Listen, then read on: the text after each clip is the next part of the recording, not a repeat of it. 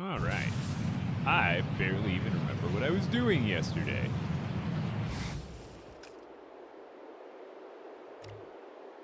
I think we were collecting stuff. But I ended up ending stream just a tiny bit early just because I was lagging so bad yesterday. I can't remember if I've been in this cave or not, but we're about to find out. How's it going, Jess? That and I've had the rough week from last week just continues. Okay, so the game doesn't remember me. Oh no, this is where I crashed, I'm pretty sure. I think I like... Yeah, I remember I went to go into that cave, or out of it, and then I just got stuck in the cave animation.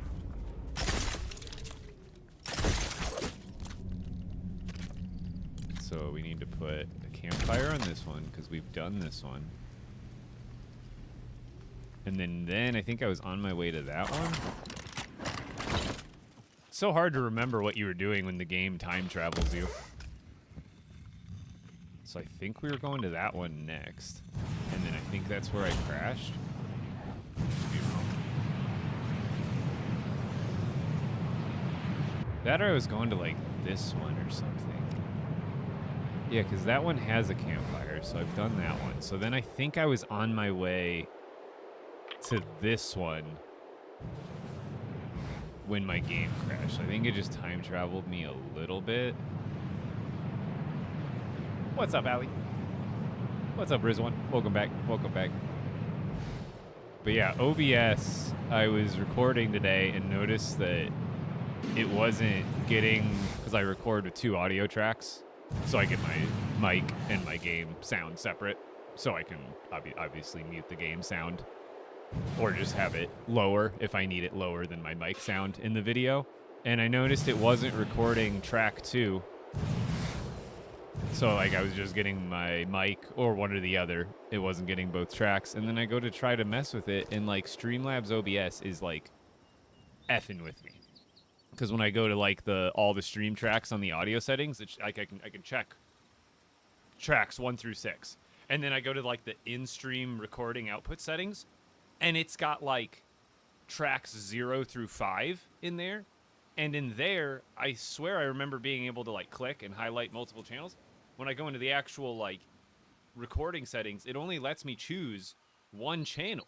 And then like I can't get separate audio track. Like I had it run it more perfect. I was working with separate audio tracks before. All of a sudden today I go in and like nothing's working. I was going to that marker anyway. Let's go do that. But so I went over to because I stream with OBS Studio, and then I record with Streamlabs OBS just because it's easier for me to keep the settings that I use for different, between streaming and recording even more separate than I already do as far as like canvas size and all that stuff. So I tried it in OBS, and OBS lets me set up the audio channels just fine. Problem is, it's not picking up the second channel for whatever reason, and I feel like it's because... Hold on. Where was I going?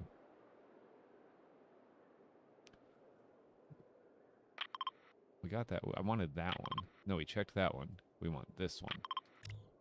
I keep forgetting there's a cave right there. But yeah, so my audio tracks are all goofed, and I can't... I spent like probably an hour and a half, 2 hours today just trying to figure it out. And nothing like... There's nothing like that gets me like annoyed with things. So I'm like, I'm gonna get the stream in, relax, I'll figure it out later. Because I was trying to get stuff recorded and just couldn't get through it. Okay, so this one should be good. It's weird because it almost looks like it's, when I looked on the map earlier, it looked like it was showing up. Yo, John and Angel, thank you for follows. Come join me on Twitch, I'm live over there as well.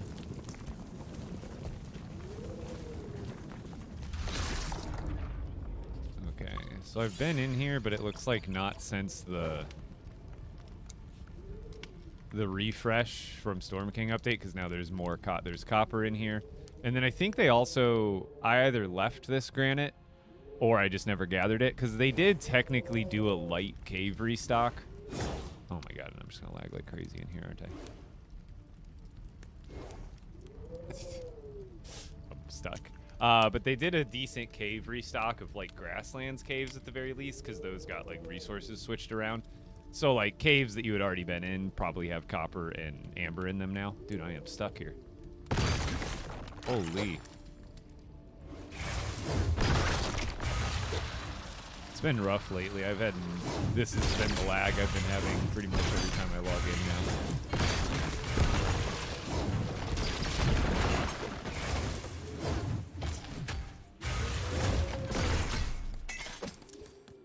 As long as I can get past, oh, there's a villager. 1K likes already. I know you guys are killing it. Welcome in, welcome in. We're going to be farming more today. I'm just doing my normal update prep. We don't know what the update is or what the exact date is, but we know we're getting some sort of content / update at some point. It says the patch notes of the last update anyway. So what I normally do is just gather up tons of resources to make sure I'm stocked up, because you never know what you're going to need for an update. There may be new materials that they add to the game, but for the most part, we don't really know. Oh wait, did I not bring the forest axe? It must be in my pod. At least I hope it is. Let's do Storm King today. I suppose we can. I'm not against it. Maybe I'll strip out the rest of this cave, and then when I drop stuff off, I'll hit up the Storm King. When is the next update? Sometime this month. I would imagine in the middle of the month rather than the end, but we don't have an exact date yet.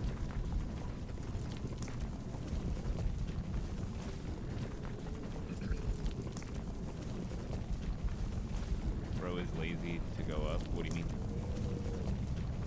Don't tell me if we get stuck in the thing again.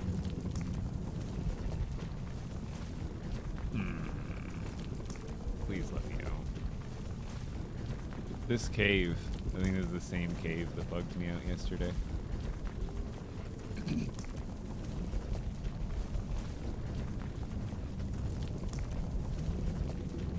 I don't know. I mean, it's bugged out for everybody still.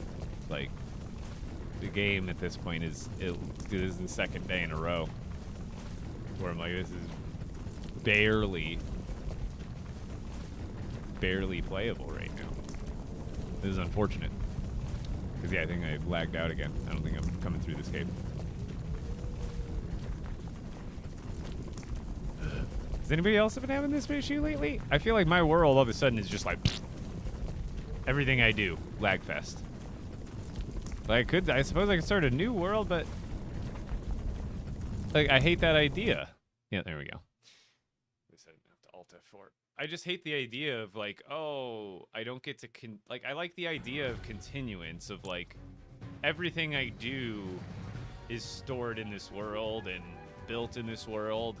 I don't like the idea of every time like one world kind of like taps out that I have to make a new one, because then like I don't know, it feels more special to me when I have like a collection of things like that I've worked for in one place. I don't know. The lag is ridiculous, dude. Will it even let me back in right now? Probably not. Will it time travel me? Probably another 5 minutes back in time? Probably.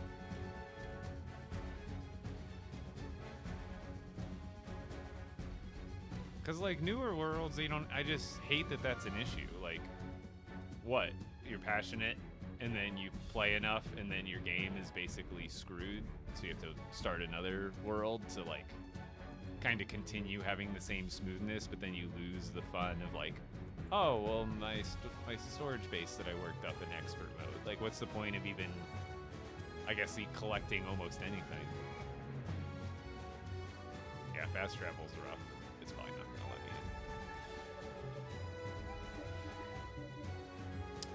in. I want to play the game, but it seems like the game doesn't want me to play the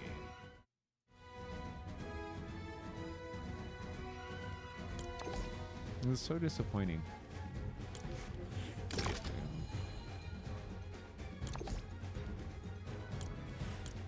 It still shows a player in there, which was me, obviously, but that usually is a bad sign that you can't log in for a few minutes.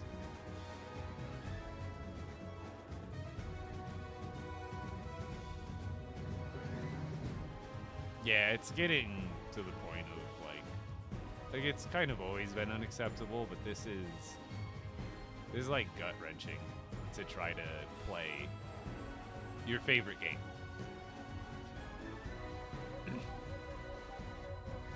I don't think I've had issues like this on any other video game other than No Man's Sky on release. And they even repaired stuff and fixed stuff as quickly as humanly possible and are now like 40 DLCs deep. But we're a year and a half into this game and it's been rough.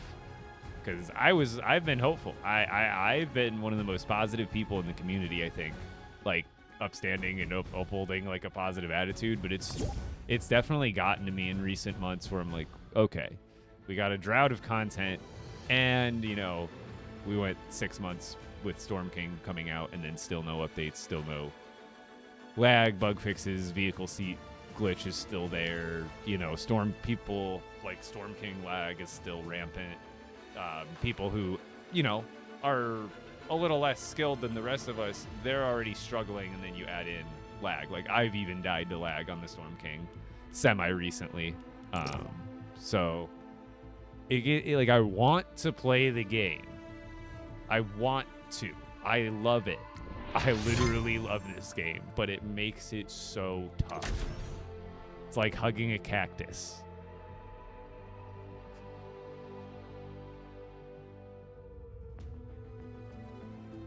Can you finish the game mode? No, it's not. It's kind of like Minecraft. Can you finish Minecraft? Well, it's like, yeah, you can defeat the Ender Dragon and you can collect a bunch of stuff. But in a game like that, it's essentially open-ended at the end of the day.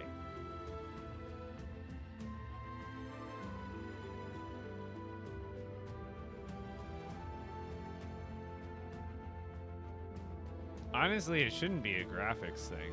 That'll help with frame rate for sure. But I actually play with a different video setting than like the Epic Lumen I use. Like, it's like TAA. It actually makes things look a lot smoother on the bricks. Because I noticed on every other setting it gave like this reflective, weird, flashy effects to all the spaces where all the different bricks connect. And you could like see all the gaps in the bricks like flickering.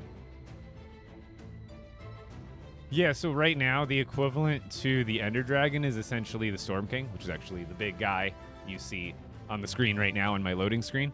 That is the Storm King, and he is huge. And yeah, he's essentially the equivalent right now. And I'm sure they'll do more bosses too in this game. But the Storm King came out in December, and essentially he's like the big bad of the game. So there's other like villages you can level up, but there's a specific Storm Chasers village that you have to like level up to do missions, and then you can go in and fight him. But he's fightable once a day once you beat him. So like once you defeat him, 24 hours goes by, and then he like regains power, and you can fight him again. And he drops like really good stuff. He drops 2 different mythic items. You only get 1 every time you beat him. And then he also drops what's called a Shatterhorn Fragment, which again, you only get 1 of them, but you can defeat him once a day, so you can technically get you can only get 1 Shadowhorn Fragment per day, as well as like 1 mythic item per day. And then you can save up those Shatterhorn Fragments and use them to make super powerful weapons and stuff like that.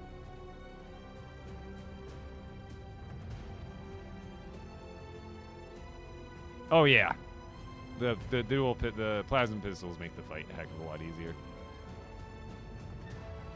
Natalia, how's it going? It's not even letting me, like, it's been loading in for like 10 minutes now. I guess I'm just gonna play Expeditions. There we go. But where am I? I'm probably in the air on my ship, right? Just don't touch anything. There it is. So we're yet again time traveled. To what point? I don't know. I couldn't tell you. The same point? Dude, I can't even play on this world, and I'm like loading in is terrible. Like, cause I'm right now I'm loading in near my mega farm. This has just been Oof. Did it even register that I put that campfire down for like the 7th time?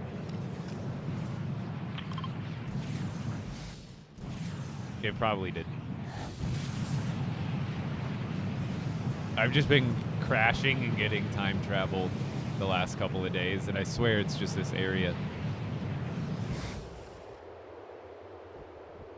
This area must be bugged. I've had like those death zone areas before on my OG map where it was like, if I went anywhere near this specific area, it was just cooked.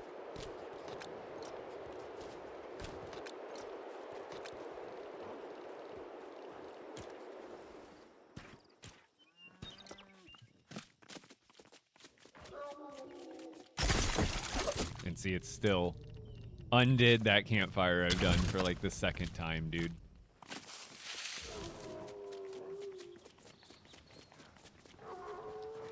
It's just like, I get that there's a build limit per area, but it's clear that the game isn't designed to hold much in a world overall without it just completely imploding on itself for the most part. Because, like, I can't fly. Like, you saw that. I just got in, just started flying, and already I'm 20 feet behind the car. So I'm not going to go to that one anymore. That one is clearly... there. It's probably because the cave is so close to all this stuff. But, like, why does that matter? Why is that game breaking? I can't build stuff near a cave now? I don't know what it is.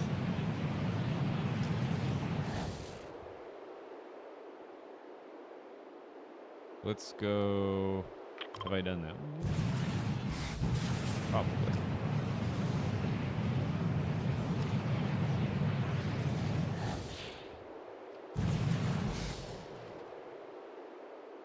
You need help for your mega build?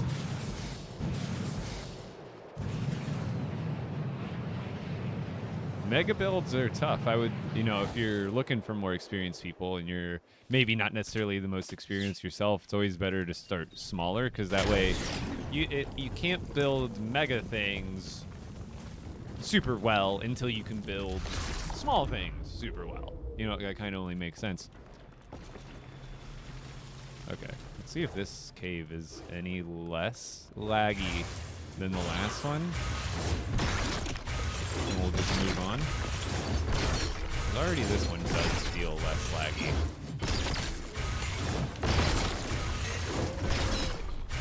I haven't rubber banded yet. There we go. Wake up.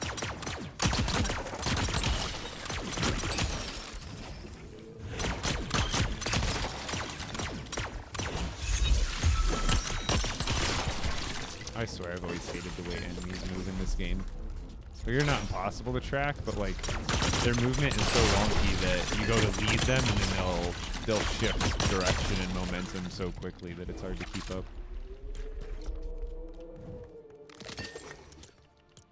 Yeah, maybe it's just that cave near all those builds, and it's just like not having it when it's trying to transport me.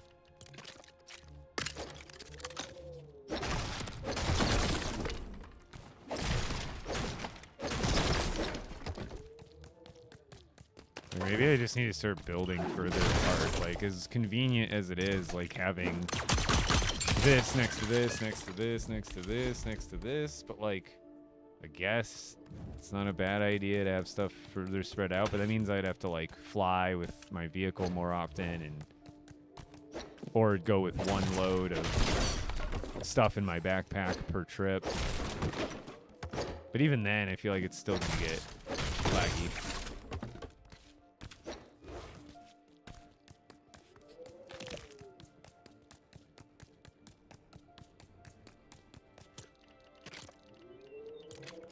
This cave does feel better, though. I'll give it that.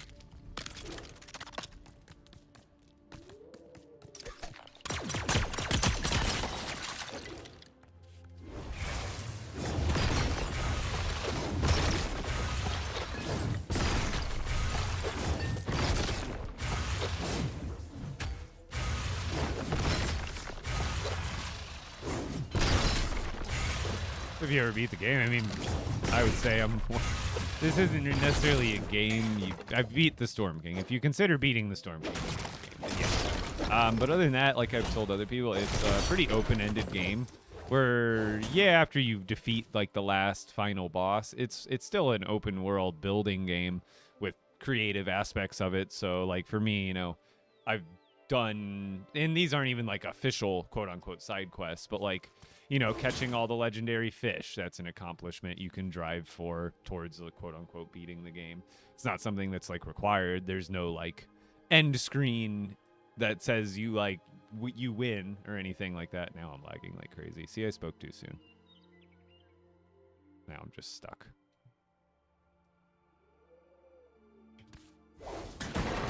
See, like and I have the not the fastest internet. Even faster internet, but I have gigabyte internet. That means 1 gig upload speed, 1 gig download speed.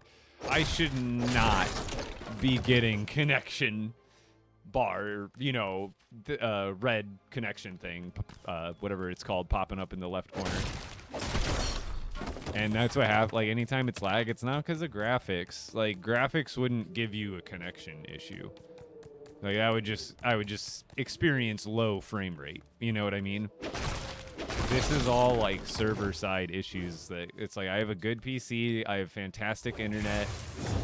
There shouldn't be an issue when it comes to like those things. So everything that's happening, it's all it's got to be all connection based on like their side. Yeah, and you can kill the Storm King over and over, exactly.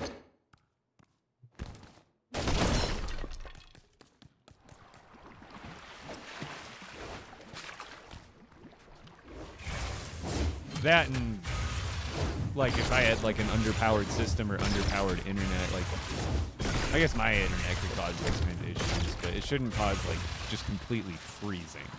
Because like even if I had bad internet, it would be like choppy, it would be rubber bandy, and that happens too with the game. But like when you completely freeze there and you can't even move your character unless you like click the dodge button, like that's gotta be something on the other end.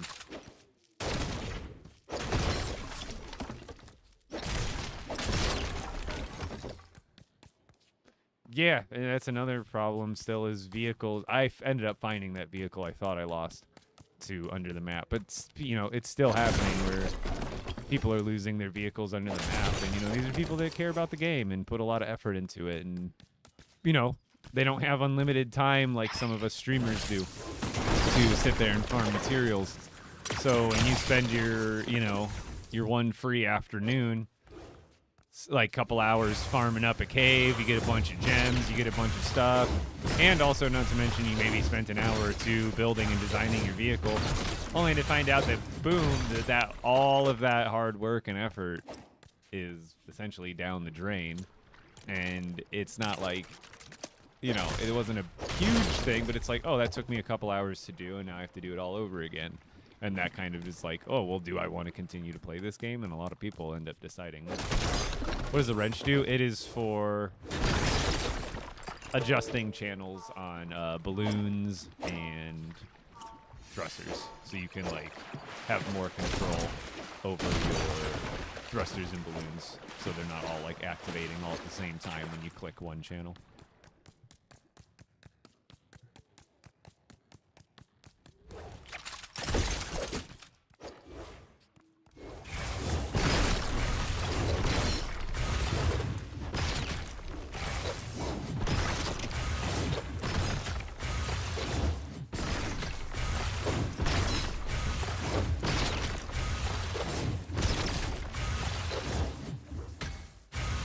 Yeah, I think it's like that on a couple of rifted to legendary items. I swear the sword, because there's a couple items they either stay the same or they go back down, and I think it's a bug, because the crossbow actually gains damage when it goes from rifted to legendary. It gets more damage. But then like everything else doesn't seem to be affected or is nerfed when it goes from rifted to legendary.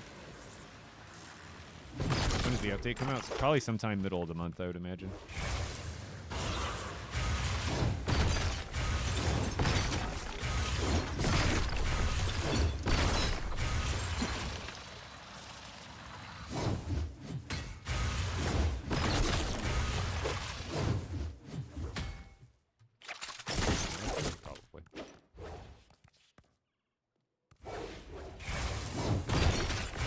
Cave's still lagging a little bit. Not as bad as the other one was, for sure.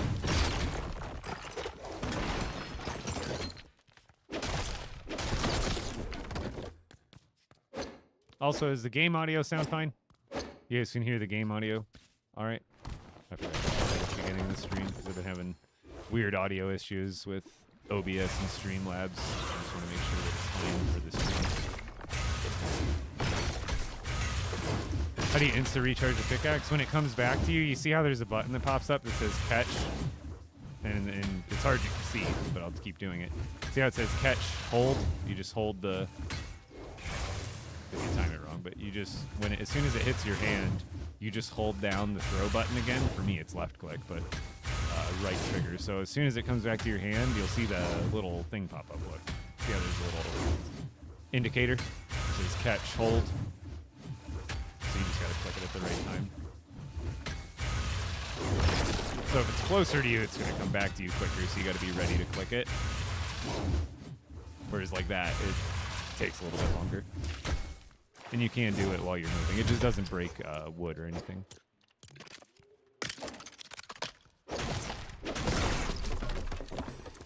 And what's also great about it is it auto collects whatever you hit with it. So if you were to, which I should probably also just grab, which now I'll break that with a regular pickaxe. But it's nice because it magnetizes all of the materials that you break right into your backpack, so you don't have to go and pick it up yourself. Very convenient. Speedy and also extremely convenient, because even if it was speedy and it didn't collect everything, that would still be pretty annoying, because you'd have to go pick up all the stuff up off the ground that you break, but this just right into your backpack. Audio is good? Perfect. Like I said, I'm having issues with Streamlabs and OBS with audio channels. It's like... I don't know if, because when I uninstalled the drivers, because when I did the LEGO stream last weekend, I had to download some like specific audio drivers in order for them to like capture my audio and video stuff properly. So I thought that was giving issues because like it's the only new thing I've introduced to the ecosystem of my PC lately. So I uninstalled those drivers, but I'm still having issues where I have separate audio tracks set up in OBS.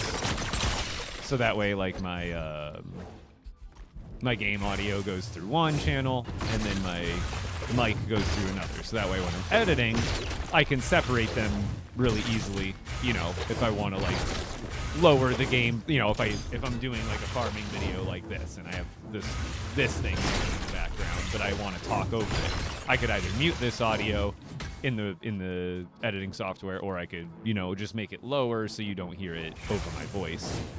And for some reason, like audio, I can only get it to record like one audio track reliably. And I set it to like multiple audio tracks. The second one is like, I got it to work slightly, but the second audio track is like so quiet, and I don't get why. I've like triple checked every setting that there is. And for some reason, it's just giving me problems. Winnie, relax. Fire at the entrance.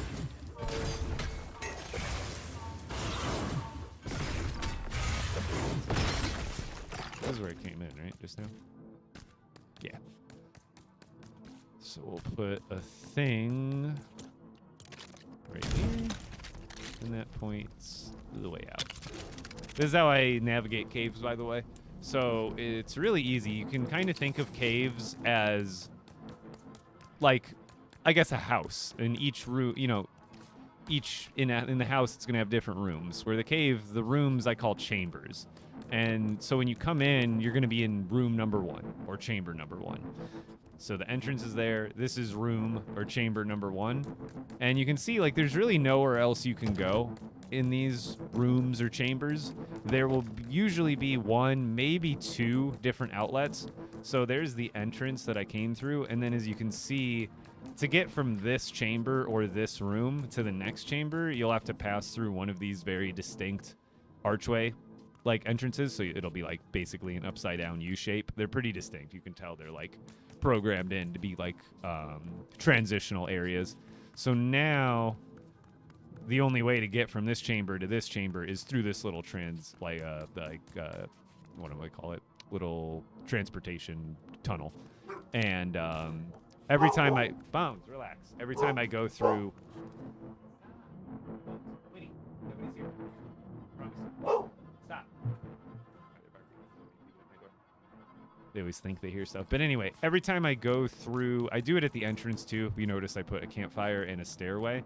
But then when I go through one of these Segway tunnels to a new chamber, I'll always put down a campfire and a stairway. The campfire is really easy to see from pretty much everywhere that's going to be in this chamber. You won't be able to see it perfectly, but if I'm right here, I can be like, oh, well, that's my checkpoint over there, because it can be sometimes easy to get lost once you keep going in. So now that I'm in this room, I'll start farming out this room, and as you can see, this chamber is actually extremely tiny from what it looks like, because it looks like there's another very distinct archway there that's going to take us into a third chamber. But oh, there's a secret door there too. But I wouldn't keep going until you farm out the stuff from this chamber. So it's always good to just mark where your chambers begin and end, so that way when you're backtracking, you're like, okay, there's my checkpoint, the stairway is pointing that way, which means the exit is this way. And then I'll be right here and I'll be like, oh, I can see the campfire from here, and then that'll obviously lead me to the actual exit.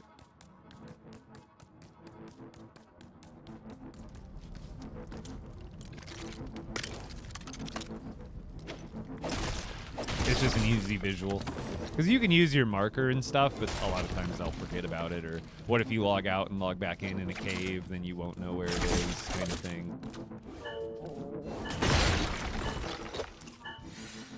What's the update? Pretty much something based around the spires. We don't know exactly, but they did tell us that it would be, the spires would be unlocking or unleashing, whatever you want to call it, sometime in July. So whatever the heck that means. It means something. That's all I know.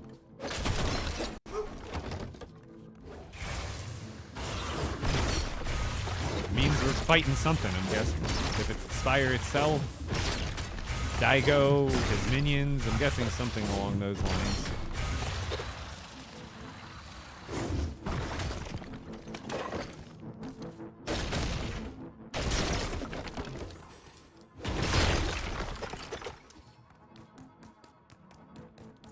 I don't know what they're all barking at, because nobody's here. Nobody's outside, nobody's at the door, the neighbors aren't getting out of their car outside.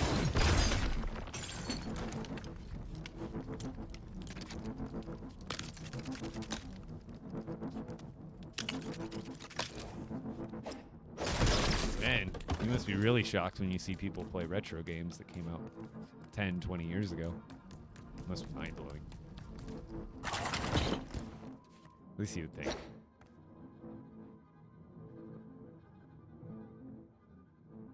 Oh, you watched the base tour yesterday? Heck yeah. Thanks for checking it out. For everybody else, check out my YouTube if you want to see my main base tour. And I've been trying to work on my...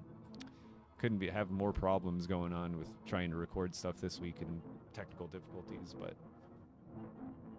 I think every streamer goes through a point where all of their stuff that they have set and like normal all goes to crap, and for some reason one setting is goofing up and it throws off your entire process. I'm sure every streamer goes through that at least.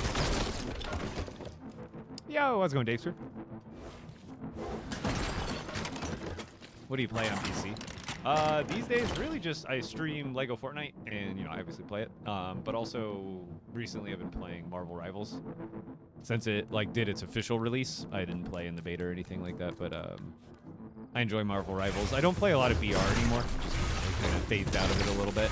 It's just not as enjoyable for me anymore. And then honestly, not much between those two, because with me doing content creation, it's a lot of LEGO Fortnite streaming, recording, editing stuff for that, and then in my free time to goof around with my my best friend off stream, we will play some Rivals together.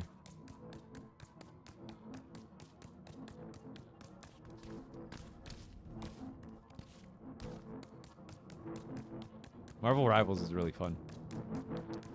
I mean, it's a hero shooter, so it might not be everybody's cup of tea, but I was a fan of Overwatch and Overwatch 2, so it came kind of naturally to pick up and enjoy because I'm also a Marvel fan and I have experience with hero shooters, so like I get the entire concept going in. Like I'm almost, I should almost say, but I am GM1 right now, and actually I think I just dropped to GM2, but I'm like on the brink of getting GM1 back. But I was close to Celestial 3, and my first season playing, I got up to GM pretty easily. I understood how to play these type of games, but I enjoy them pretty immensely. How much? Marvel Rivals is free.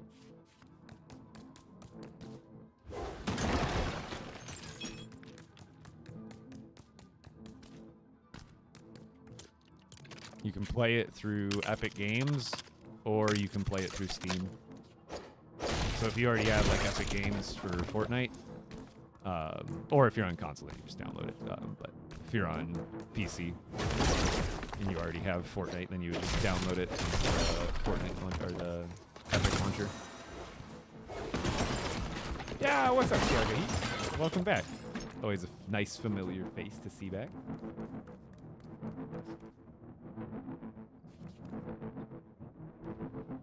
That's right. Oh, no. Yeah, no worries. No worries. It's okay. But yeah, it's Marvel Rivals is free. 0. This is nothing. Which is one of the best kind of games, because it is also really fun.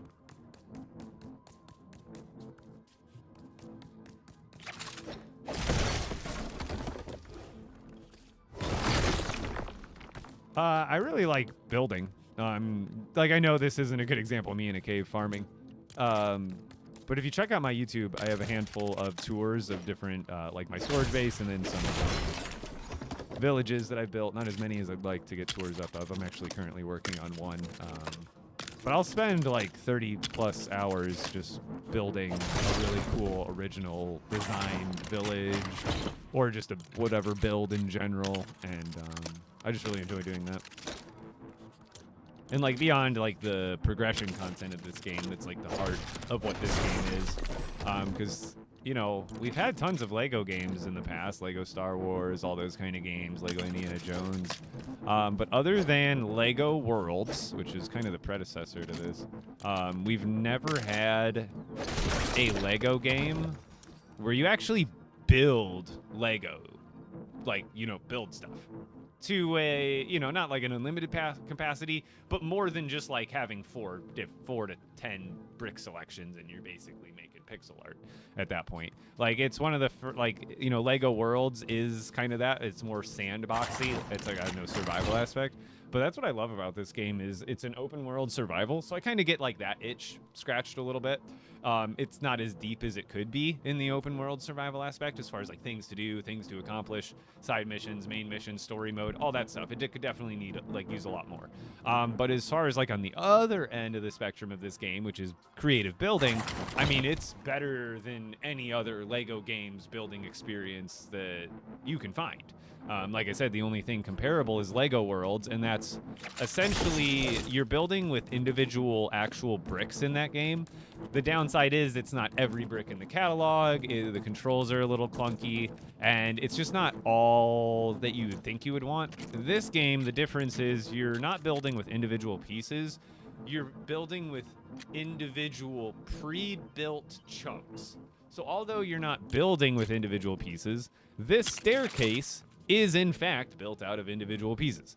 Like, you could one for one, maybe not in all the exact colors, but likely in gray and dark gray. Oh my god, I don't know what they're barking at today. But you could build this staircase one for one in real life.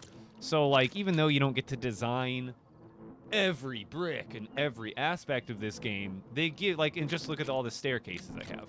These are all 100% official Lego builds that you could do in real life, all these different stairs. So they still give you a lot of options. So you're not building brick by brick and piece by piece, but you do get the unlimited creativity of working with all these different pieces. And if you've seen some different people, including myself in the community, we can do some pretty cool stuff with that, which you might not think is possible. But do you see some of the vehicle builders in this game? I do more structural stuff in like villages. but their creators in the community, they do so just at like Haskins, he's done more boats, and just like other creators that like I like just who Tio Burger right off the top of my head is one of them. He builds like insane, like not like hyper realistic, but like he'll make stuff out of pop culture that you wouldn't think you could make out of big chunks of bricks in this game. It's really fun if you're a builder, creator, kind of artsy type person that likes customizing. This is definitely you'll enjoy more of the building side than like the survival side, which for me I enjoy both. It's a bonus to have the open world survival aspect. I'd be happy with this game if it was just like a sandbox, you know, and all it was about was just building cool stuff. But it's kind of cool that it's like Minecraft, where you get to have a survival expert world like this that I'm in, but you kind of get to like not like in a arrogant way, but you get to like flex what you built creatively within that expert realm, in the sense of like keeping it, managing it, maintaining it, all that kind of stuff.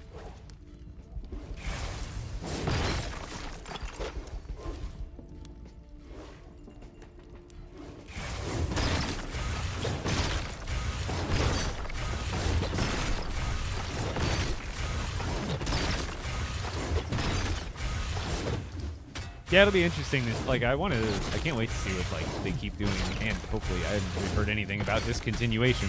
So hopefully they continue to pump out LEGO Fortnite sets, because I think Expedition set would go pretty cool, like go pretty hard. Have like I think it would be perfect. Shadow Caller, Rift Ripper, and the Hunter, like the original, like the skins they have for them for this season.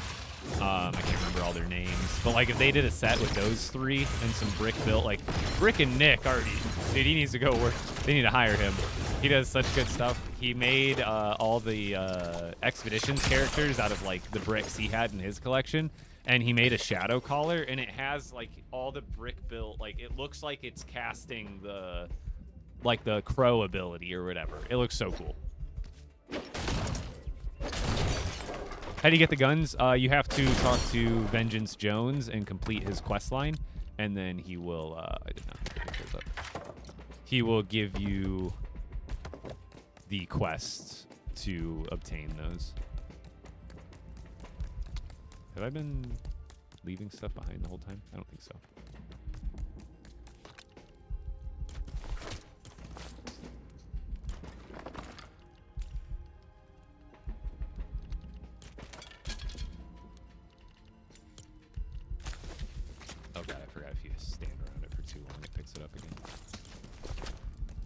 How do you get so much health? Upgrade your charms. The better charms you have, these ones give 4 health each, and then some of the depending on the rarity, they'll give you like a different amount of hearts for your base health. So you just want to be improving your charms as quickly as possible. So like you'll notice as you collect different items in the game, you'll unlock the recipes for different stuff depending on the stuff that you end up discovering. So I think.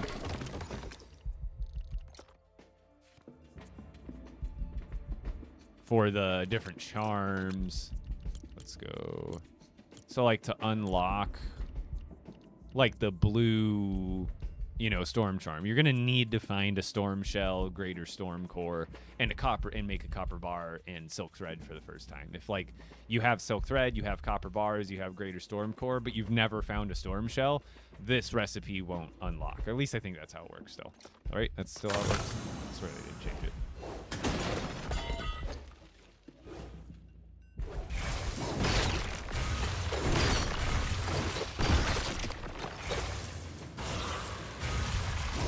Yeah, you can get the epic health charm, and then eventually you can end up getting the legendary storm charm like I have, which gives just as much health as the epic health charm, but it also gives you the added benefit of having reduced storm ability damage, which is basically like the Acolyte grenades, the Storm King attacks, all that kind of stuff. So it's essentially the same as the health one with a little bit of a bonus.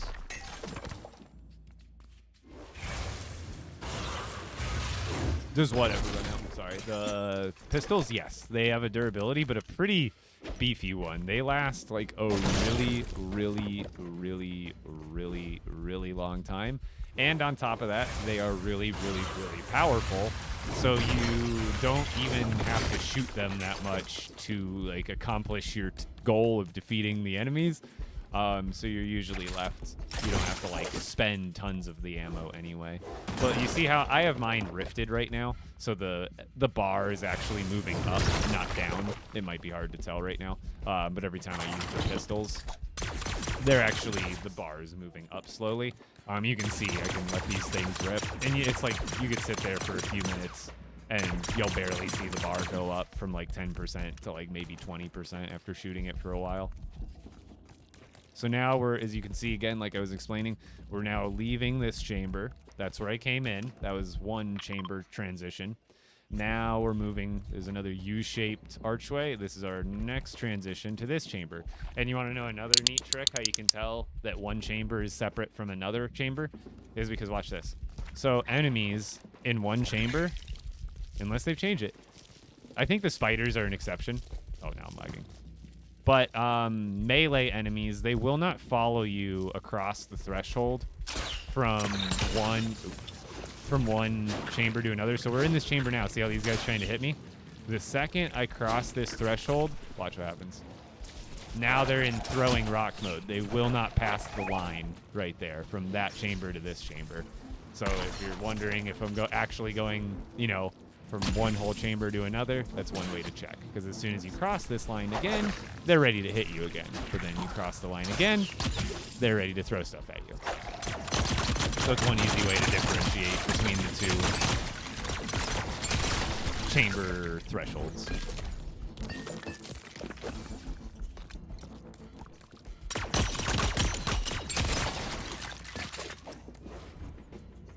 How long have you had this map? Since Expert Mode came out a little over a year ago. Pull me the stuff out of there. Oh, no. It's not.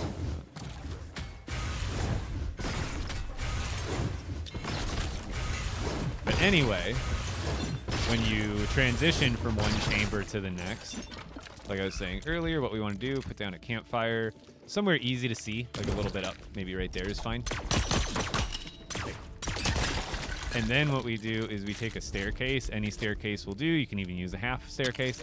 This, whichever way I point the staircase, if you were to walk up it, this is the way out. So now this is telling me if I'm lost in this chamber right now, if I'm like, oh no, I forgot which way is up, which way is down. I'm like, oh, well, there's my campfire. Oh, that's the way out. Go through this way. And this will take me through this chamber transition, which takes me into this chamber. And then I'm like, if I get lost in between here now, let's say for some reason I'm lost in this chamber. And I'm like, oh, which way is out? I would look that way and I would say, oh, this can't be the way out. That staircase is facing this way, which means if we use logic, that must be deeper into the cave if we've already marked it as such. So we have to find the campfire that has the staircase pointing out, so we know this is leading us out because we're going with the staircase. So it's good for getting out, but it's also nice for when you're in between. Some of you may because you know which way you've been and which way you need to go. I am willing. Right now, I'm going for basically everything in a grasslands cave. So granite, marble, copper, amber, and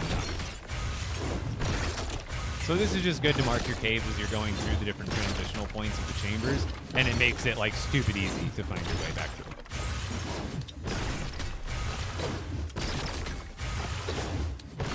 I think superpowers, I don't know how they're going to work those in, to be honest. That's a good question. Ramen guy. I'd imagine they'll work them in as like a separate UI and like thing. Or maybe they'll just add like that hero changing station as some sort of like station you can build in Odyssey, so that way you interact with it. You can just mess around with your upgrades and all that. That would sound on point. But I don't think they'll like, what I think they'll do actually is if they're implementing superpowers and stuff, they didn't mention it, but what they'll probably do is implement the diversity in charms. You know how there's like different charms in Odyssey, like there's variants of the same charm that you can get, like, oh, this one's got these kind of stats. I think there's a good chance they'll implement that system to the current charms. So like there'll be a health charm, but you'll probably like maybe there's like a machine you throw your health charm into, and then it like almost gives it almost like charm runes. If you want to think about it that way, kind of like bonus stats for your rune or for your charms, because that's essentially how they are in Odyssey. Is there's like at least 5 or 6 different kinds of the same, like of similar charm. Not, I guess there's 2 of the same kind of different charms, but there's like lots of different variants overall. Yeah, what's up, Green Rock?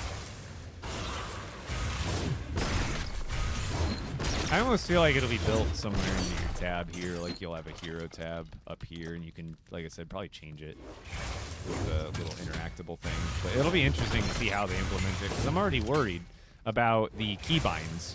There's already so many keybinds in this game that interfere with VR. Hero classes is going to add F ability. I'm glad I don't already use that something, but like for me, like the eater, which I guess would be different in this, but like there's so many buttons that I'm like, what's going to overlap? I am farming grasslands caves right now. Mostly for marble. Which I need to actually go drop stuff off in the car real quick. We're running out of room.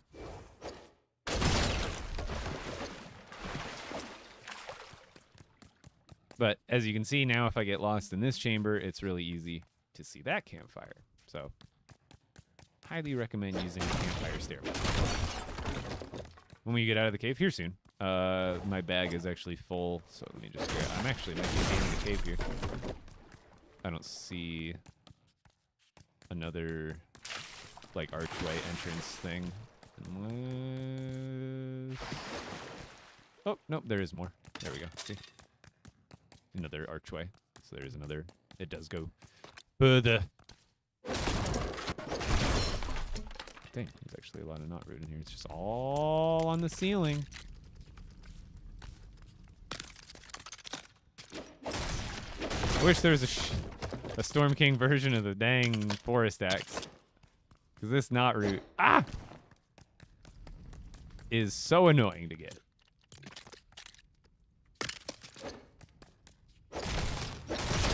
Can you build cars in caves? Yeah. It might not be the most useful thing to do, but yeah, absolutely. If you wanted to like do it for fun, like make some sort of like mining vehicle that looked cool, like, you know, make something that looked like I had a drill on it or something, and then you just like kind of have a cool cinematic video of you like driving through the cave, and it looks like you're, you know, farming up all the stuff with it. Like that would be kind of interesting. But yeah, you can. I wouldn't find it super beneficial or useful, but it would be cool. That's kind of what this game is all about. Sometimes I've done plenty of builds where it's like, it's not for anything, it's just to look cool, man. Yeah, I've got a bajillion of these axes at this point, luckily. Okay, we've got more room for those. Do I have more? Oh yeah, I got more room for copper too.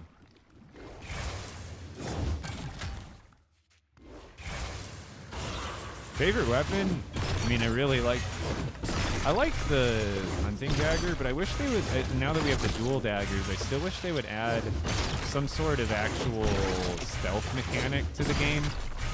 Because, like, if you get backstabs with the daggers, they do crit damage. But especially, unless you're playing with friends, like you're playing solo, pretty much every enemy will automatically track and like, map itself to be right in front of you if it's, you know, without having its back turned to you. So it's kind of hard to get a backstab, because if you roll behind an enemy and you're solo, they're literally going to like aimbot track you with the front of their body, so like you will physically never get behind them, other than like brutes and sometimes wolves when they run away from you.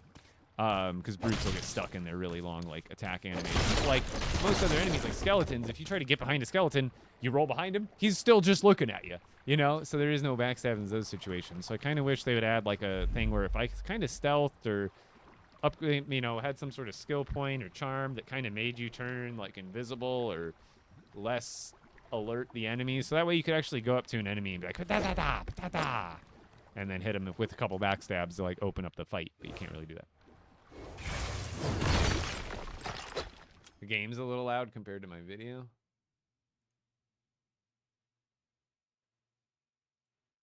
That's on TikTok, right? You can turn it down a little bit. Is that any better?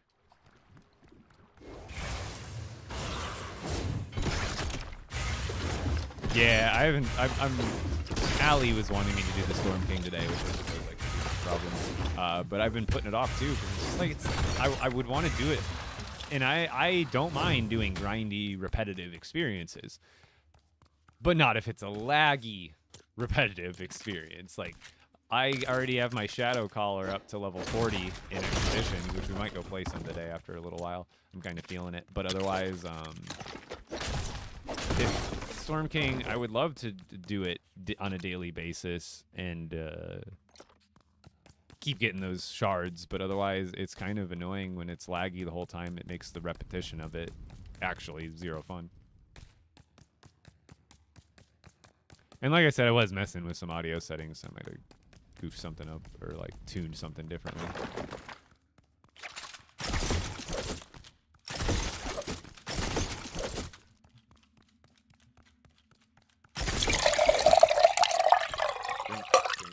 Drink.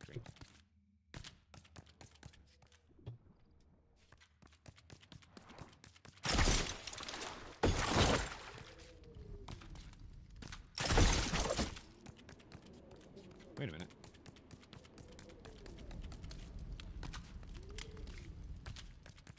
Did I come out the right side there?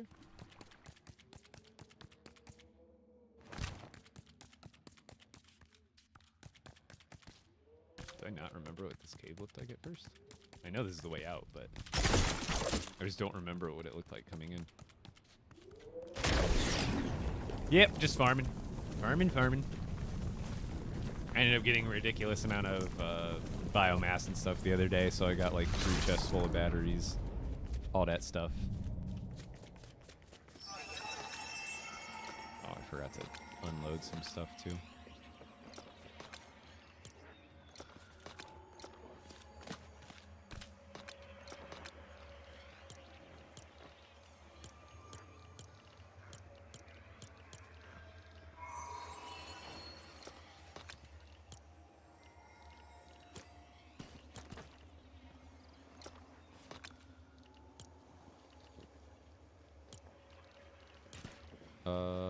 That should be good. I should probably be spending my essence too, but yeah, I'm not too worried about it. That's what I should have been doing, is just like essencing up weapons, but it's not like I can't just like farm one up or like use what I have when I need it. Okay.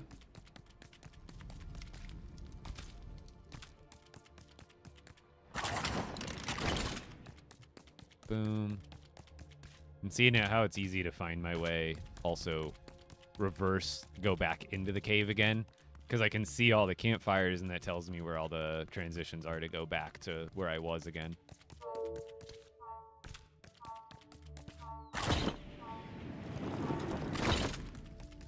We were in this part, right? No, we were on the next one. But see, now I'm right back to where I was, and I can continue farming without like any sort of getting lost or having to really struggle to track back to where I was.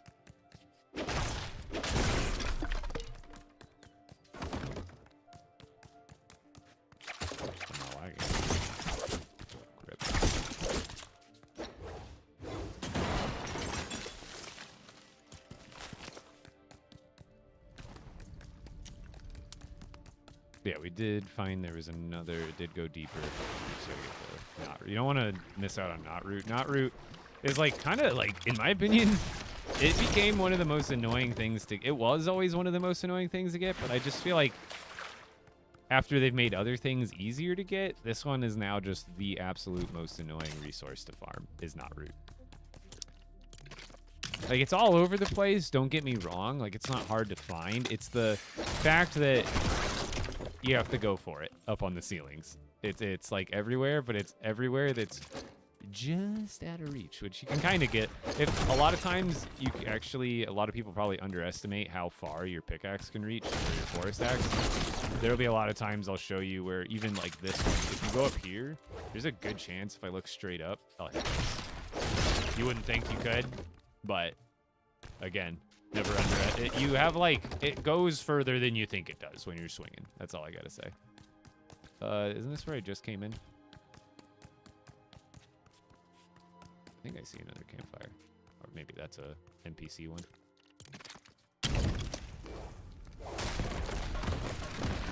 That's leaving this out. It's got to be an NPC campfire, right? Oh no, it's just light coming in from the roof really brightly. Yeah, what's going on, T-Block? When will you be done mining? At least for now, when I get to the end of whenever this cave ends, because they're not infinite. Usually caves, I've found most caves will have like 3 to 6 chambers. You know, I was identifying those chambers, and that's why I have all these campfires. Well, that's kind of also why I do it, so you know like how many you've gone through too. And generally, once you've gone through 3+, you'll get to a point where you realize, oh, there's no more cave transition entrances, which is likely where I'm at now. This is likely the end of this cave, which is hard to tell when you are, because there might be times where you're like, oh, I can't find the entrance to the next part of the cave, and it's just kind of it can be well hidden sometimes just by chance. So like here, if we look around, there's probably not going to be another transition. This is probably going to be the end of the line here, because I don't see anything. All these are all dead ends that loop around back to another, and the only way I can really go is where I came in, and yeah, I'm gonna say this is the absolute end. So if we go around here, oh wait, maybe this goes this way? Nope, but there's... Yeah, so this way just leads to a dead end. This way just loops around itself really quickly from there to there. Back here is just a dead end. So yeah, we're actually at the end of the cave. You just want to double check. So now we can go back the way we came and follow all of our campfires. No, I'm not going to waste this. Actually, I need to switch that out before it breaks. We do not want that to actually break. I like to save them. So now, oh, give me that musket. That's a free bear pelt right there. I won't pick up a lot of the other weapons because, like, I have plenty of gems at this point, and they just take up bag space, and I have plenty of iron and all that. But I will pick up muskets and shields, and I think it's the pizza shields that give bear pelts too. But don't leave behind the muskets. If you recycle the muskets that you find in the wild, I don't think it's 100% chance, but they do cost a bear pelt to make. So I think most of the time it gives you a bear pelt back. So it's like kind of like finding a bear pelt when you find a musket.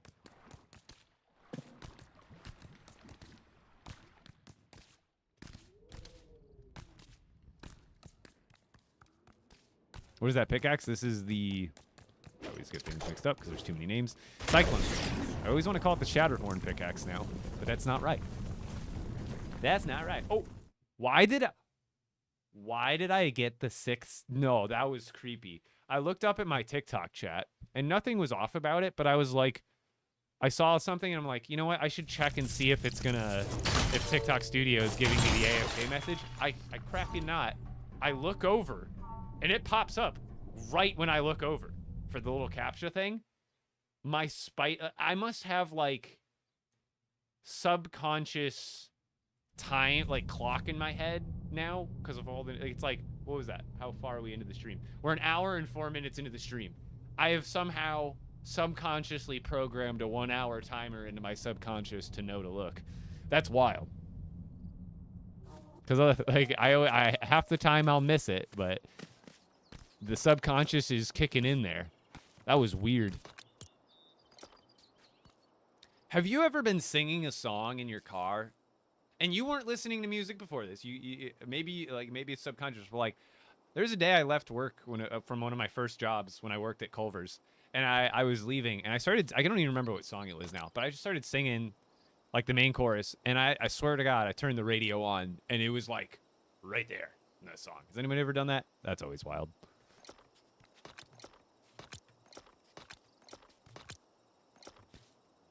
Like, you had to think, like, maybe it was subconscious and maybe, like, wherever you were, like, maybe in my work, they were playing that same station on the radio, so I heard it like as I was leaving, so it was in my head, and then it was still on the radio when I got in the car. Like, it's the only thing I could think of logically. Otherwise, it was just like 1 in a million chance. Oh, let me on. Just trying to remember where I put everything. All right, we'll go back to the base. Oh, actually, wait.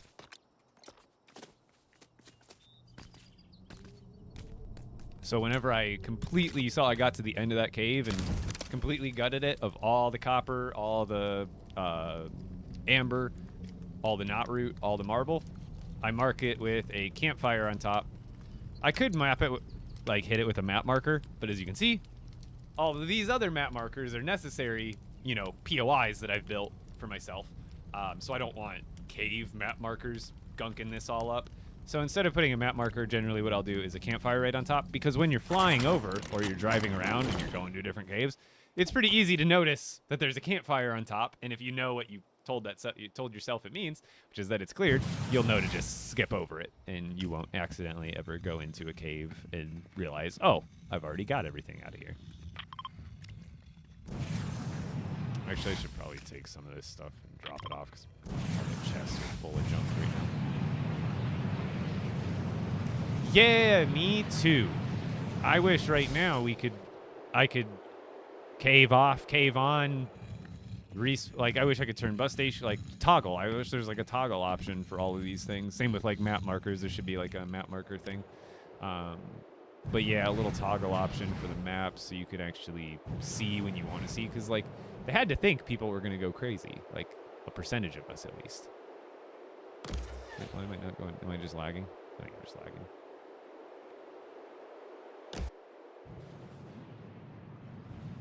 You have a question? How many different camps are there to help? What do you mean exactly? Sorry. I'm just trying to land this darn thing in the midst of lag. I do not speak Spanish. I'm sorry. Like, I understand it's like a very small amount. Because I moved to Arizona when I was like 9 years old. So there's a lot of Spanish speaking folk out here. And I did technically have some classes in high school, but what I retained versus what I know is very small. So I could pick up very tiny bits, but like not much. You live in Scottsdale? I live in West Phoenix. I've lived in West Phoenix, like not Phoenix, but like the West Phoenix Valley. So grew up in Surprise, lived in Goodyear for high school, and I'm kind of back in the Surprise area these days.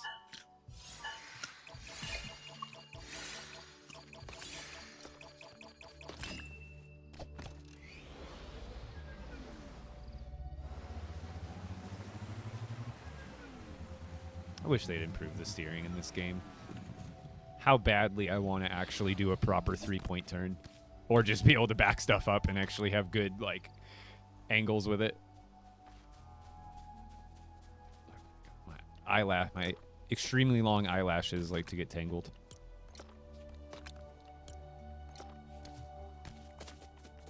I mean, most girls would probably want my eyelashes, but for me, it's just annoying at this point. I have very full, long lashes. Especially for a dude.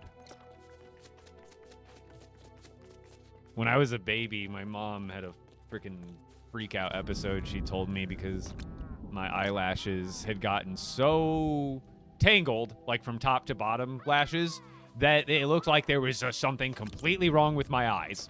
And I got a heart attack. And then she realized, oh, I just gotta like pull it apart. Since birth.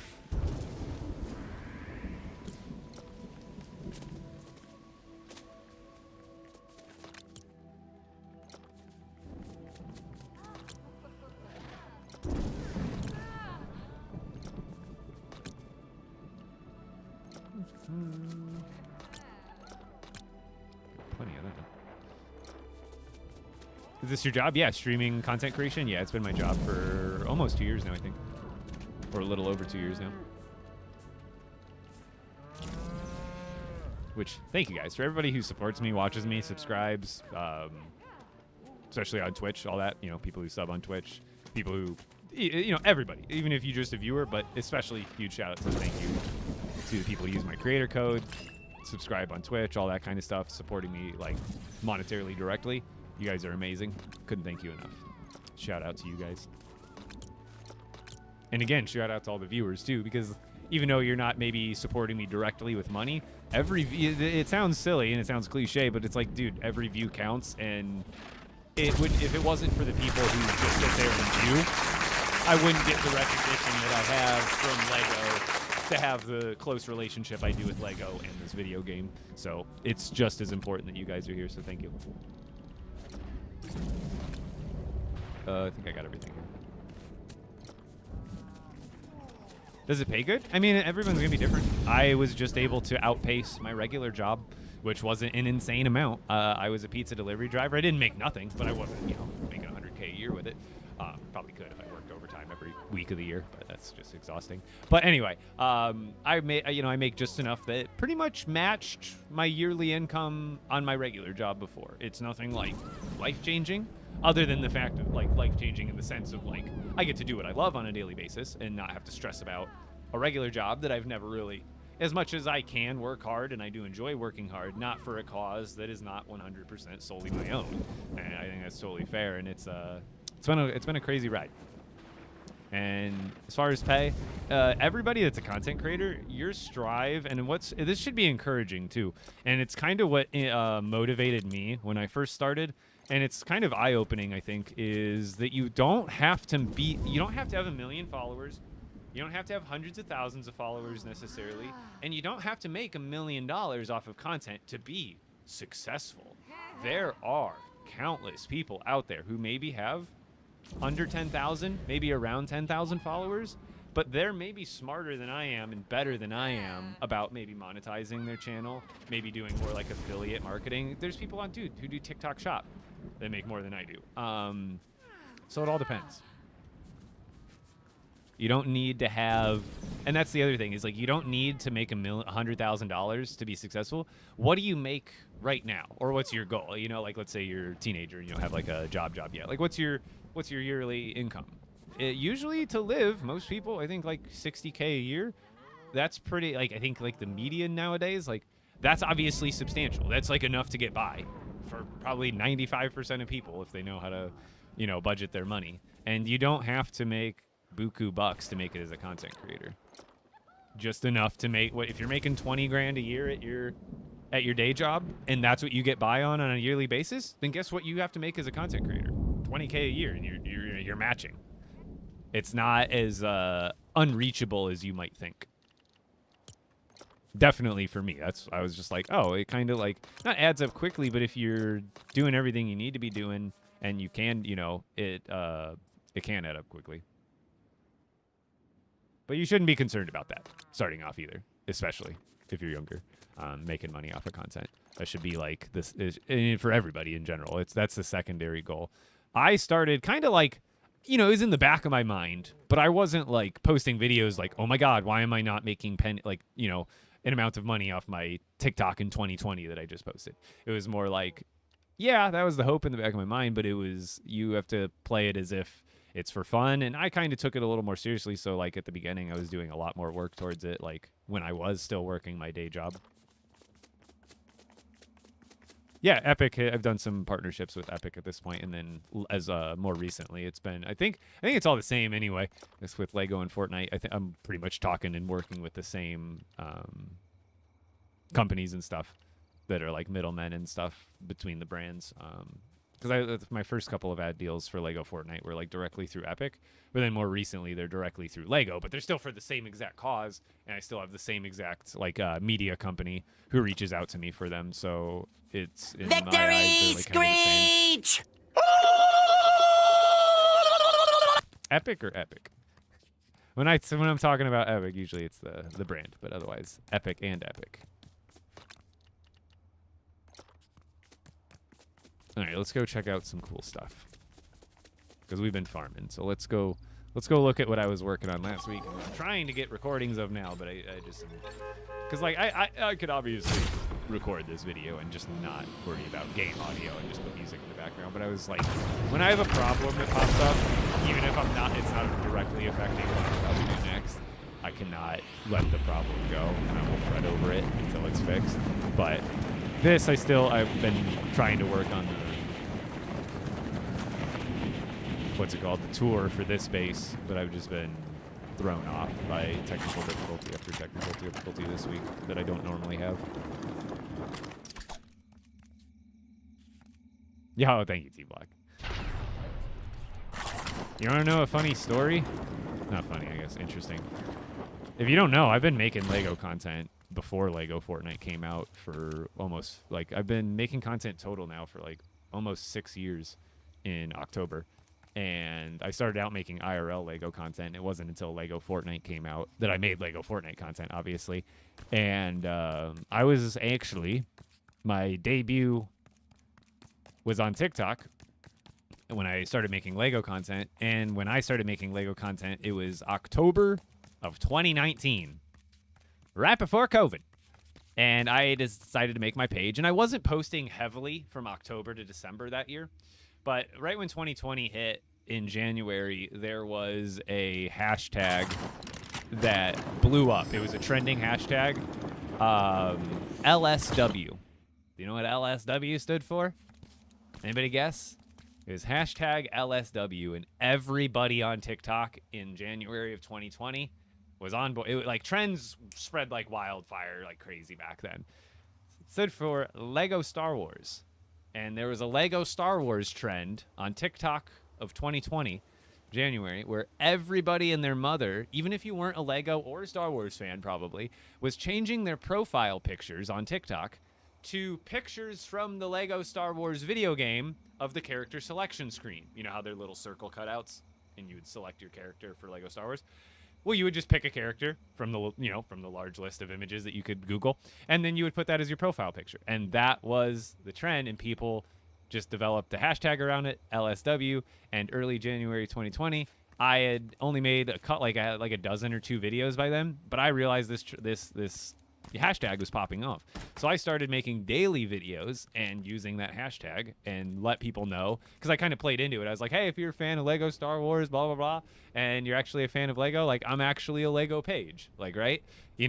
Hopping on the trend, because like other people, not that it was a bad thing, but they were posting videos about it, and they weren't necessarily, none of them, obviously, no one was a LEGO creator. I was basically the bottom line of the story was I'm actually the first TikTok dedicated LEGO creator ever. And some people out there, mostly my friends, still will eventually jokingly refer to me as the godfather of LEGO TikTok. So it is nice to also, in a sense, be like the godfather of LEGO Fortnite in general, being one of, if not the first content creator to make it their entire personality. No, but to make it their entire content, you know what I mean? So I'm a fan of LEGO, been a fan of LEGO, will be a fan of LEGO. Bottom line. Do I have stuff for a bed? No, I don't. Oh, wait, bed's inside. Let's just use the beds inside. I was hoping it would be light by now after I got over my rant, but let's show you the base. Oh my God, we're at 20K. Good. Use the massage tent. I've seen that.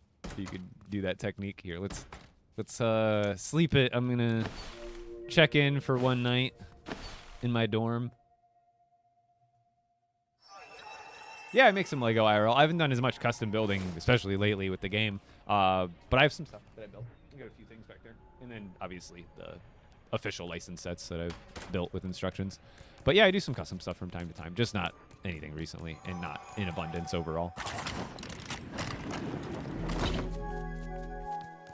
Yeah, 612 Landlord. Unfortunately, for some people, and there's no way to fix it, is Vengeance Jones is just not showing up. Now, make sure you're checking your mainland. He won't pop up on Star Wars Island, and he will not pop up on the Lost Isles or Klombo Isles.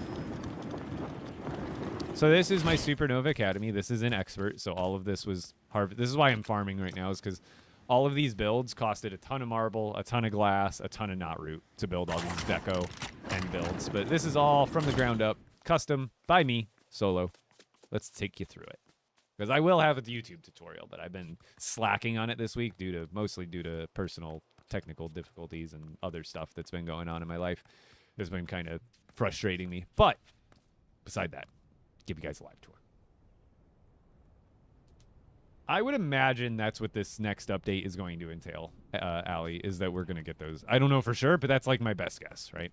So this is the Supernova campus. Up front is just like some nice architectural, what do you want? Not landscaping, but like, just like architecture, I guess, in general. I like that one thing, my favorite part about this build is that since you don't have to build it this way, but since they did it in the prefabs, I kind of went along with it, is you build this half a wall high foundation that's basically just a big base plate, right? It's a big raised white base plate that kind of gives it a little more base to it, whatever you want to call it. And what's good about building half a step up is when you build into the actual or when you build the foundation, is that you've got half a level of floor to go back down until you hit the regular floor again. So here I kind of took advantage of that, and these buildings are raised up, right? These ones are on this level. These ones are actually go down to this level, but they're all raised up. So this building starts still one story above this part, but then you get extra kind of height on the ceiling because this part is down into the ground by half a floor. So I think that just made this area look about 1,000,000 times nicer than if all of this were completely flat and then it was just one space. It kind of gives it more depth as you go through. And you look through this, it's just more space there, just more depth in the overall idea. You need a tutorial for this? I can kind of get, I mean, this is, I'm not going to do a one-for-one tutorial on this because that just takes the fun and love out of creating stuff like this. But I can give you, like, I still, and again, I talk about it a lot. I need to eventually get on top of it and stick to my word. But I want to do more long-form videos like that where I take you guys through and build. But it's one of those things I've not been able to get into my habit. And then this does kind of the same technique over here, but instead this building has supports going around this level, and then for down here it actually has part of the building structure continuing downwards instead of just openness. So it's like if I connected that from there to there, it's kind of doing that. So it goes down, but this building is now a wall and a half tall. So that's why we go up here of one full stair length and then a half a stair length to now get to this next level, which is the cafeteria. This is insane. You're the goat, man. Thank you. So here's where we get to some of the and then you guys might have seen it, but this is the front lobby, or like the main lobby, whatever you want to call it, the reception's office, something. Woo. It looks nice. Got a little copy machine here from the Daily Bugle or whatever it was. Couple little study tables, and then we go up here to the cafeteria, which is nice and open. It's got like 12 different tables. Got a little condiment station over here, all the different plates, and then these pieces are so great. I wish they gave us more in the battle pass, but these ones suffice, and it ended up looking really good. Got your little pay station over at the end. Got some of the vending machines from the Mos Eisley kit from the Star Wars battle pass back in the day, and then some little I kind of see these as like mobile ordering kiosks. Like you pre-order your lunch or something. I don't know. Kind of just added the detail. Then back here in the kitchen, we have some fryers, and then this is not from the Supernova. These are from the Der Burger kit. They're like exhaust hoods, and I could have put them upside down, but I think they actually look better right side up. It makes it look like more of the vents are actually sticking down to like suck up, as exhausts or whatever. And then we got some fridges, dish area, and then more of the dish carts here, like they've been brought in from the lunchroom. Yeah, half floor designs, it really, especially because you get some openness, right? Because then it's like, here you can see, there's not a lot of detail there, but you can kind of see up in like someone walking through there and all that kind of stuff. And then I think I kind of did the same thing here. This is 2. So instead of a wall and a half, this is 2, and it's kind of split into an open, I don't know what to call it, floor plan, something. But this, instead of having this whole second floor covering the floor below it, it's like 80% open. So when you're on this floor above it, you can still see down into this whole area, and it looks really nice. And then it also gives you more head space when you're down here, so you don't feel like the roof is right above you. So yeah, I definitely like fiddling around with like half wall designs like that. It gives you a lot of just play with variety, and like I said, I think it just like helps with the best word would be depth. Just adding like differences. Not because when everything's one level, all that consistency kind of adds up to looking really plain. But up here is a research room. I forgot to kind of show you the study hall more in depth. This is just a locker hall. I kind of couldn't figure out what to put in this small space without kind of adding more tables, if anything. Yeah, this is finished. I'm still working on a video, but this game is still playable. Oh yeah, it's a forever game. It's not just a game mode. It's an actual, like, pretty much its own licensed game inside of Fortnite. But yeah. This, I forgot to re-add some of the clutter. I meant to add more clutter to this table, so I guess it's technically not 100% finished. But this is the study hall. Got some little computer lab areas, another little science-y area. I don't know what to call it. But then we go up here. We got your lockers, which isn't too crazy. And then this, I don't know what to call it other than, like, manufacturing, like, research and manufacturing center. So I got just... And these were really annoying because, guess what? You wonder why there's a black floor piece right here? Well, guess what? That conveyor belt doesn't count as a supporting piece. So you cannot build things directly onto the conveyor belt because the alignments are all off. I don't know what's going on. It won't let you do it. I tried all the workarounds. The only workaround I could come up with is you have to build a completely separate structure with like a foundation off to the side, and then you build up, and then you build a floor piece. You have to have one of the black floor pieces from one of the build kits, because then you line up a black floor piece going across the conveyor belt right in the middle, and then you put your items that you want to put on the conveyor belt on top of that floor piece, and then when you get all that done, then you go back and you disconnect that floor piece from the foundation, so that way, if I were to move it, if I were to push, this floor piece and all those items on top of it are completely, they're not floating, but they are just on top of it and separate. It was annoying. Oh yeah, the gravel bits. Gravel bits gave me gravel. So the gravel pieces, they count as supporting pieces on the inner stud, but not the outer stud. And then it was a whole thing. It was a whole thing. Yeah, here's the research area, and then this leads up to our helipad. Oh, I said this leads up to our helipad. And then I guess I could have shown you from the study hall. You can go out here. So study hall, outside, boom, leads you back to the front. Let's take you to the weapons training facility, which is in this building below the basketball court. Over here, you have your melee weapon training area. Got all your daggers up on the walls, got a bunch of different hammers up on the walls. Then we go over on this end, and it's like kind of mirrored. You have your ranged weapon training area. And test out your aiming skills. Right. Boom, boom. And then you upstairs, and this is the basketball court. Genius, though. Thank you, Ruby. Yeah, I kind of need to still do a helicopter. I think Mad Puck built one. It looked really good. I need to kind of get on top of that. But then below here, so over there, weapons training. Over here, muscle training, which is a gym. Got some vending machines, some benches, match nice with the wall. Look at how clean that is. Pachow. I wish some of these were interactable. I've done it.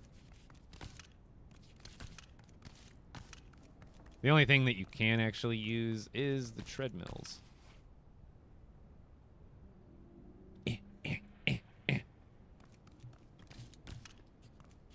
If you can't find the monolith in your Expo World, hopefully they make some updates to it before they actually release it. Oh, I forgot to show you. The gym also has a bathroom, so it's got all the workout equipment going around here, and also there's a mirror behind the dumbbell rack.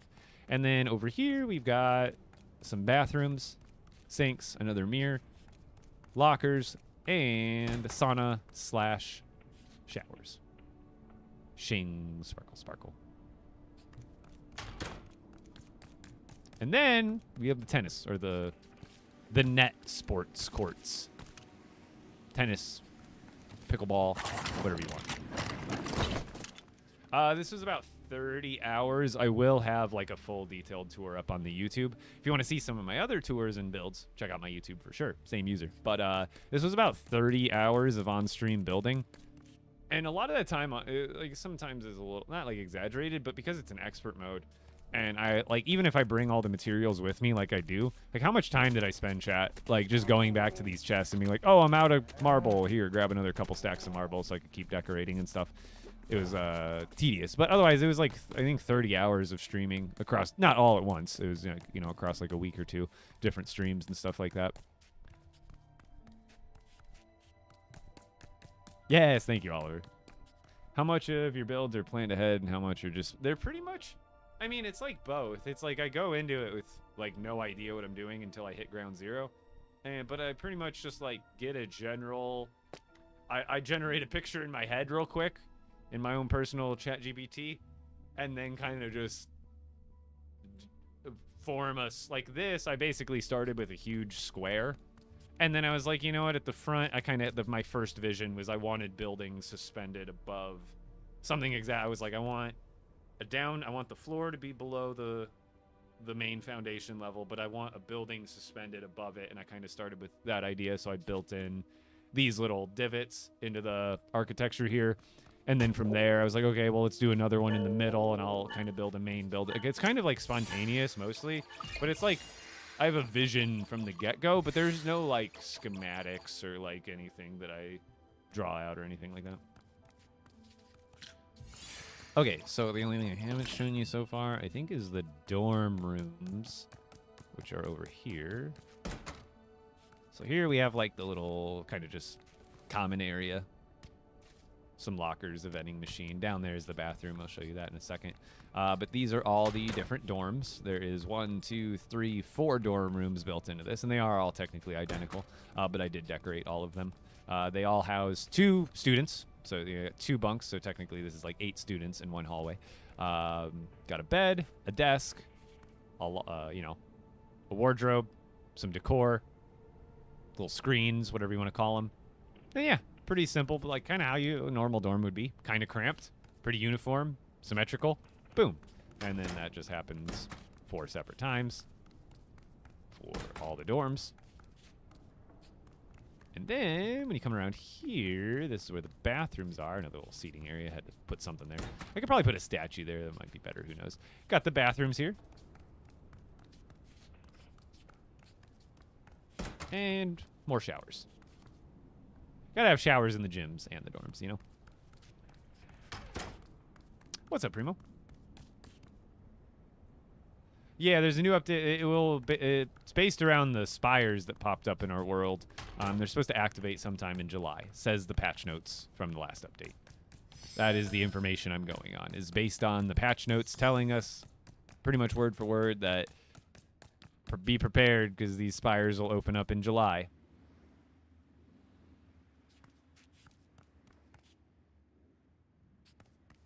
If you ain't prepping, you ain't stepping. Ain't that right? So Frostlands, most people, I have mine split into 2. A lot of people also have just one big, massive Frostlands, and that's generally what it is. You'll have, and they're always going to be in the center of your map. Like, you're not going to find, like, a Frostlands, like, here. Like, the Frostlands can't touch water, or they can touch water, like lakes, but they're not going to touch, like, these outside seas and oceans. Here, they kind of almost stretch out to there, but I think that's just another lake, and then there's more land right there. But generally, the Frostlands are going to be in the middle, and you're going to have maybe 2 clumps or 1 big clump. That's pretty much the only kind of different variation. And then obviously, it's going to be shaped different, but as far as, like, the masses of them, it's like 1 or 2.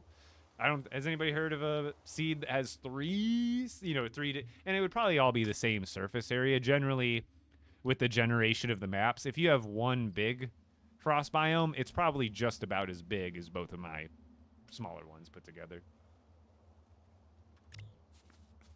Yeah, man.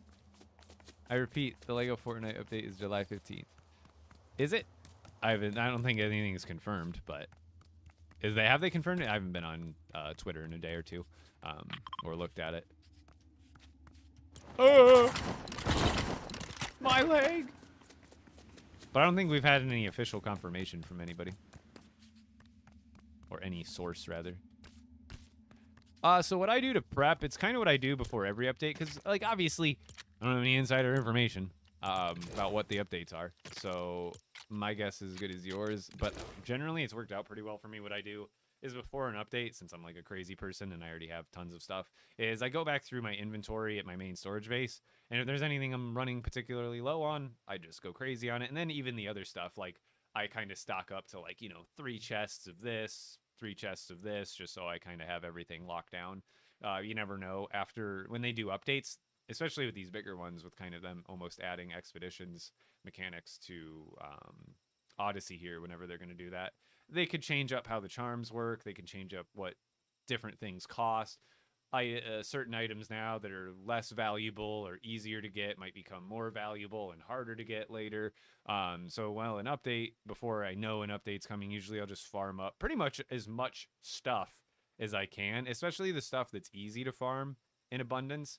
Because right now it might be easy to farm in abundance, but they might switch things up, like what they did with Amber moving from the outside of the desert to the inside of forest caves. Now Amber went from being really easy to go out and get because it was everywhere in the desert. Now you have to go inside of individual grasslands caves to get it. So if you had farmed up a lot of it before that update, you probably would have been happy post update because it got a lot harder. So you really don't know which ones of those are going to be chosen update to update.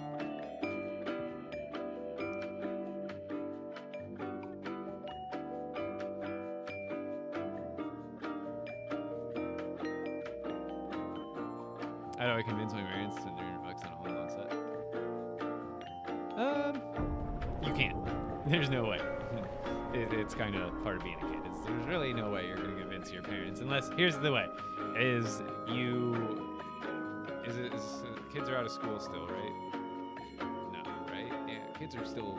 You don't have school right now, right? So what you do is you go around your neighborhood. You knock on every door, and you can choose one or two or both things. That worked for me when I was probably that age, when I was like 10, 11, 12, 13. You go around every neighbor, you offer to pick their weeds. When they ask how much, usually I would just tell them however much you think is fair, and generally they'd give me 10 to 20 bucks. And then what you can also do, a lot of people do, this is less likely to happen. I probably wouldn't let a kid wash a car because honestly, younger people don't know how to wash a car probably properly. Will end up scratching things like while they're drying. They're going to use a towel they put on the ground, which is just a no-go. But picking weeds, go pick some weeds, go do some yard work around your neighborhood. I promise you, usually just the fact that you're putting in the effort.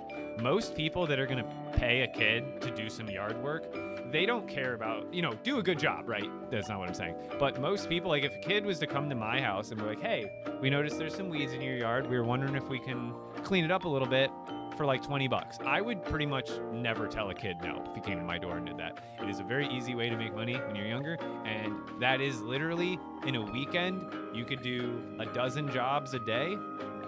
Probably with, it only takes you 20, 30 minutes, especially you just pick houses that are lightly, got some weeds in them, nothing crazy. And it takes you 20, 30 minutes. You make maybe 10, 15 bucks off of it. You do that a dozen times Saturday, a dozen times on Sunday. You've now got your $300 for your Lego set. And your parents pretty much at that point cannot stop you. I mean, of course they can, but hopefully most parents would see that as initiative and they would let you buy the set. That's my best advice. Sorry, you had to listen to that music the whole time I was ranting. Now I'm going to the bathroom.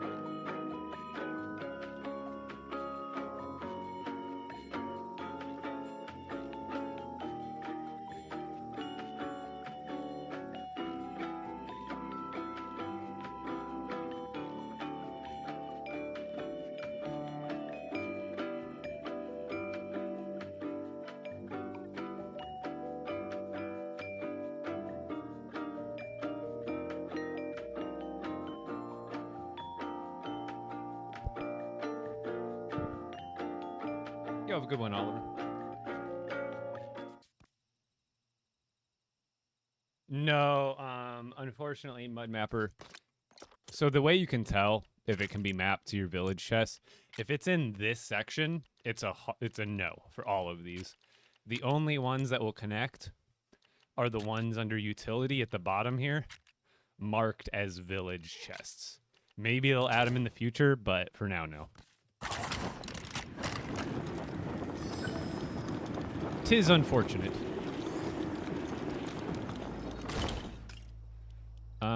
Let's go fight the Storm King real quick, I guess. Yeah, what's going on, Devil Dog?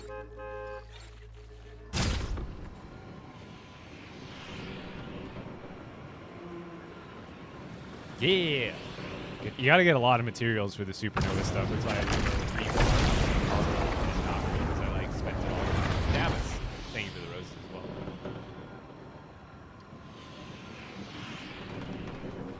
You can't escape me. But if you're open to it, Oliver, come check me out on Twitch. I'm live there right now as well. If everybody, you know, I always tell people, view from where you want, but if it doesn't make too much of a difference to you, especially if you have a Twitch Prime sub just sitting there on Twitch, viewing me on Twitch is technically going to be the most helpful. Again, I won't force you. That's why I stream on all three to give people choice, but I am still pushing for Twitch partner, and you need, I think it's 75 average viewers for like a certain amount of time. So every person that converts from a TikTok viewer to a Twitch viewer is helping me immensely towards that goal. The only thing I can do is guilt trip you. I won't force you. I will lightly guilt trip you from time to time. And I'll be very open about it.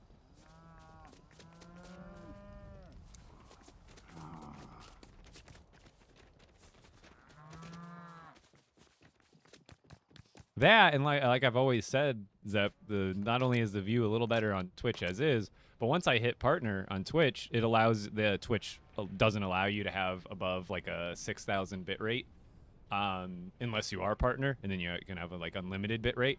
But that's the reason that I stream in 1080. I could easily stream in 1440 on Twitch, and it would be even crisper. But that only happens when I make partner. Okay, we got the pistols. That's really all we need. Let's bring eyes, because I can't remember if the eye glitch is still active or not. And then some good food. I think that's all I need for the fight.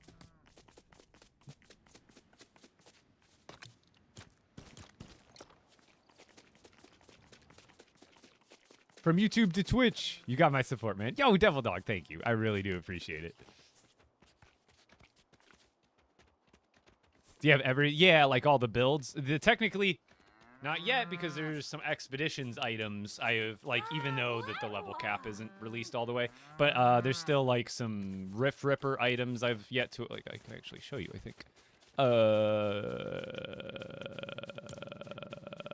Oh, I thought it would show me the expeditions quests here, too. Is this it? I guess I can't look at those, but, or wait, I thought it was supposed to be in this section. Maybe it's not. But anyway, there's a bunch of decor that you can unlock through expeditions, and there's a few pieces I just haven't unlocked yet, because you have to get your characters basically maxed out. But yeah, other than those, yeah, everything they've put in the item shop, released as some sort of promo. I've got the Twitch drops. One of the, you know what I noticed? I swear. Eternal Abode. Where is it? Guys, I think they added more to this. Like, I swear the other day I went through here, and there was, like, more stuff than I remembered there being. Like, I swear. I don't remember what items. But I swear I went through here, and there was, like, an extra table or something like that. But this one is super rare. The Eternal Abode. I think that's the one. Or it's the Shadowed Countess. Now I can't remember. But these two, Shadowed Count, I think one of them was, I can't remember which one was from the Battle Pass, but one of them you got from playing the UEFN maps. That's going to be one that, like, not a lot of people ended up getting, I feel like. And a lot of those pieces match the First Order decor, like, almost perfectly. Yo, thank you, Alex. I appreciate it. Midas, no, but I need to. I am admittingly too lazy to go through hours and hours to do videos like that. I do make other forms of content, but I don't know. Does anybody out there know, or by chance, know reliable editors? Because I just don't know where to look. I can probably afford a consistent editor at this point, and someone who can probably help me structure my content better in that sense, because I get overwhelmed by it in the sense that, one, I'm new to it, but I want to do more gameplay, like, you know, videos like that. Oh, you made a new Twitch account just for me. You're insane. Thank you, seriously.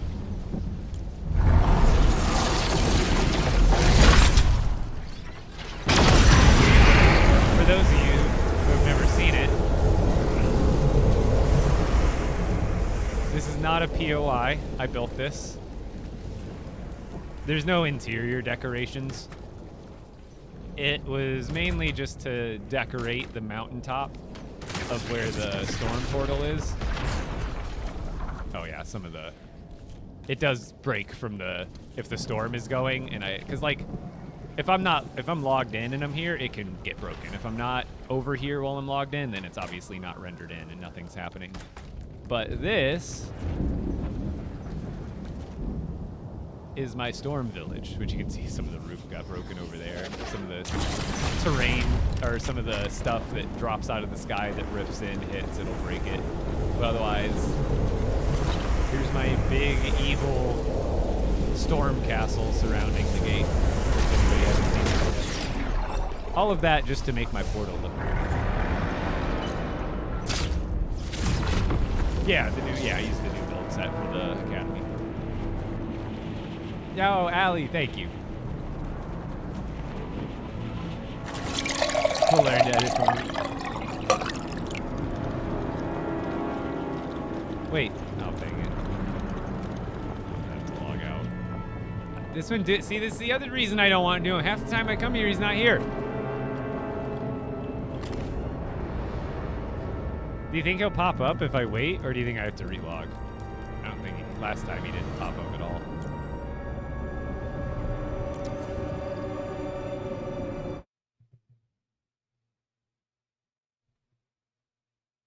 Storm King is out of town,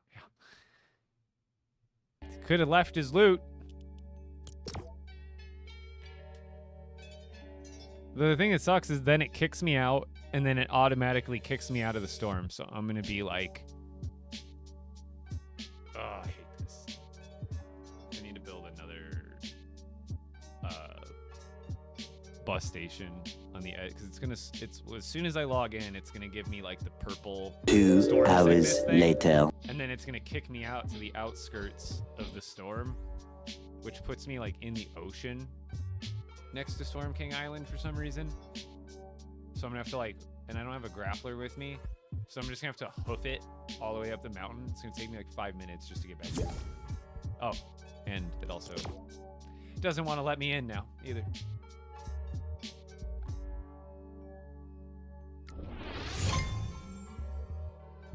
Do I have any other skins? Oh yeah, got tons. On my Twitch, you earn channel points just from watching, and you can spend those free channel points on redeeming outfits if you want to pick one of my skins. I have a vast locker for sure. Spent a few hours building, planting, harvesting the thruster garden setup. Love it. Yeah. Once you get it going, it takes a little bit of work, but that's kind of the fun of this game, is like building systems into your world, because then it's like, feels nice. Once you have it, you always have it for whenever you need it.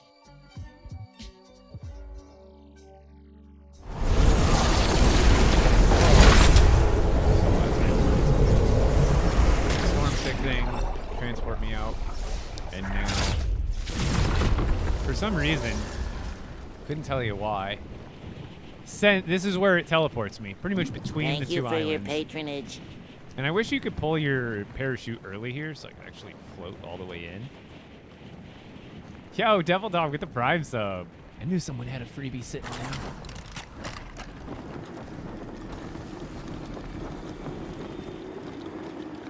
Do you have a shrine stuck in your build? I couldn't tell you, unfortunately. I don't think there's a fix, or at least I wouldn't know of one. See, I have to run the whole way.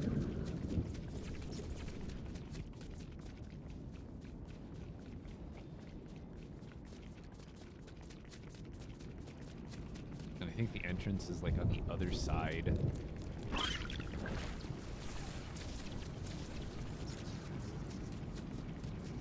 Welcome in, everybody, on TikTok. Come join me on Twitch or YouTube. Preferably Twitch, but you can find me on all the platforms streaming. Same thing. Wait.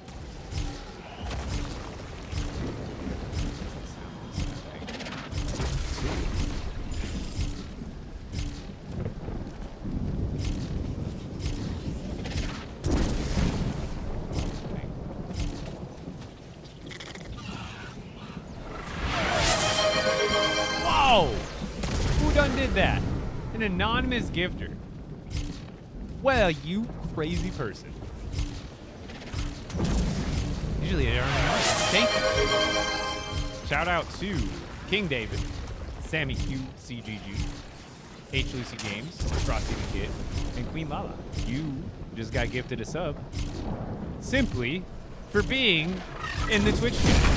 So shout out to you guys, and shout out obviously huge shout out to the gifters. May they remain anonymous. What is that sound, though? Okay, now my timer is fixed.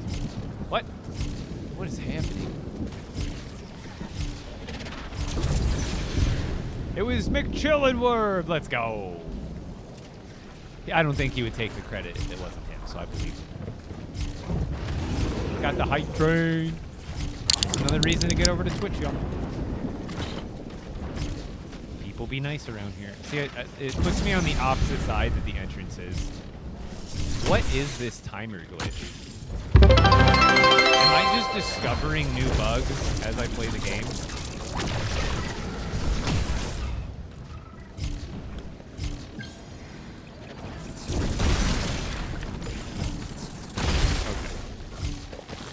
Okay. I've come for your pickle.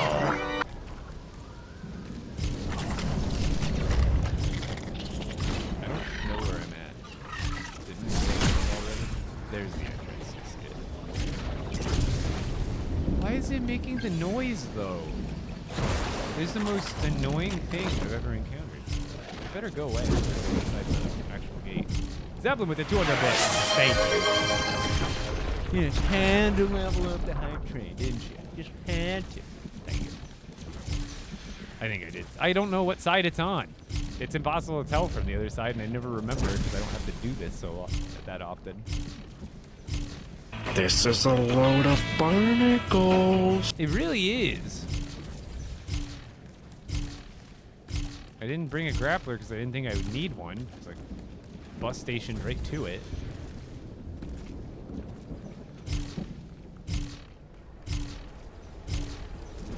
Is it hard to get into LEGO Fortnite? No. I would say it's just as easy as ever. 2 hours not better, later. They've improved it. You know, it's still pretty basic, like pretty mellow as far as like overall things you can actually do and complete in game.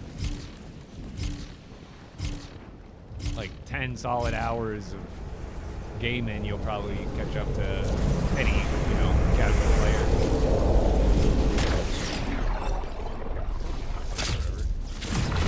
Yes. Oh, he is there this time. Good. Brought my charms. Oh, and I got an extra one. I actually did this one.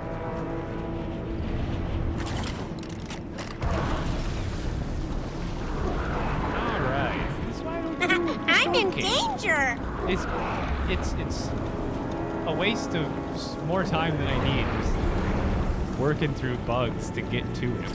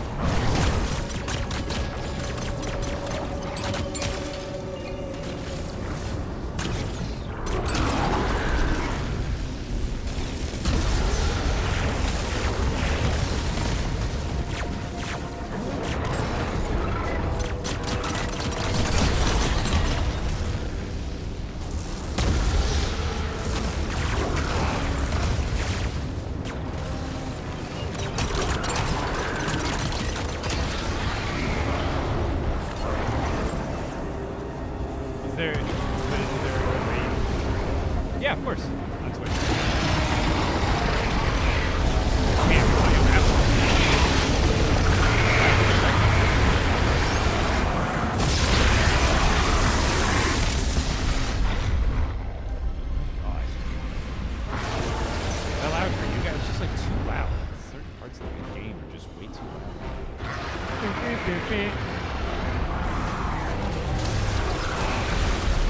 What's the upcoming update? We don't know for sure, but we know it has some spires unlocking, so I imagine we'll get some of those like expeditions.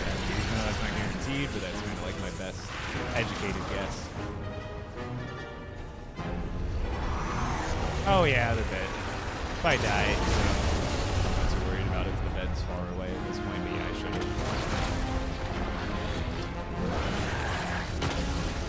Yeah, defeating the Storm King nice. Or if they just increase the, like, now would be a good time for them to make him drop like 2 or 3 shadow environments per kill, so you get more, and it's not as grindy trying to get fragments. Or like maybe your first time you get one, but then like after the first time you get 3 every time you beat them. Hey.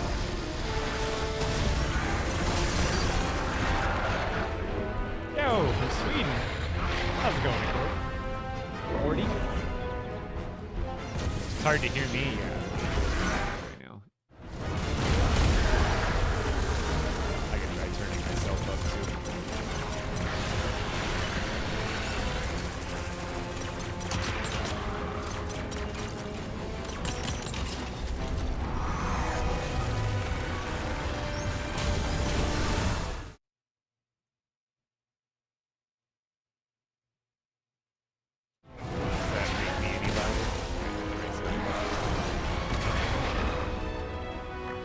Yeah, this is just like super.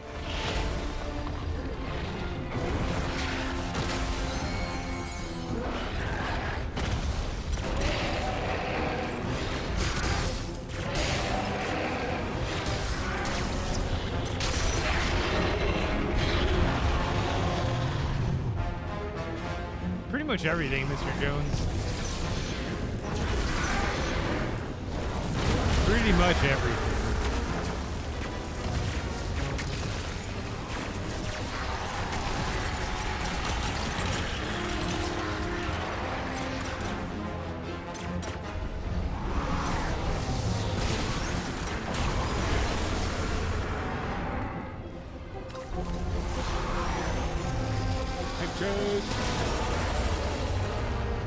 Is it open?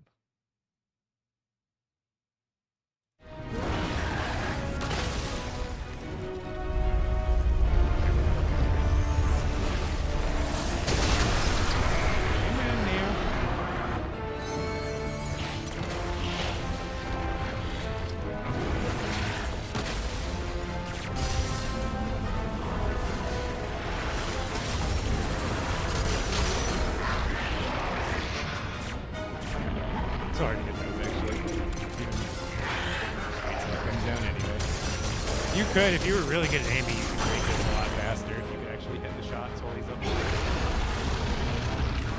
What's up, Whiplash? How you doing? Honestly, after the update, my favorite I mean, the pistols are just kind of too overpowered. They're the absolute meta. But otherwise, before it was, you know, crossbow and like a sword, generally sword or a spear that I would go with. But for runes, I still go like with these have zapping 4, but generally zapping, damage 3, stormbane 3, and lifesteal 3. So as you can see, I don't even have to use heals for this fight generally because I'm not taking. If I take any damage, I just get it healed back by taking out one of the enemies.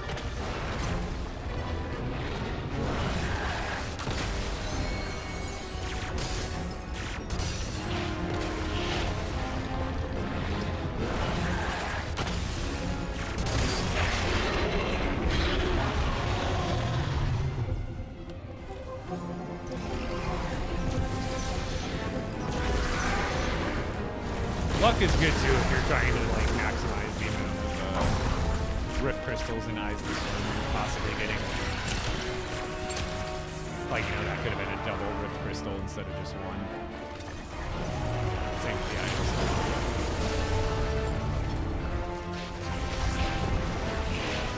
It's still hard to hear me on TikTok.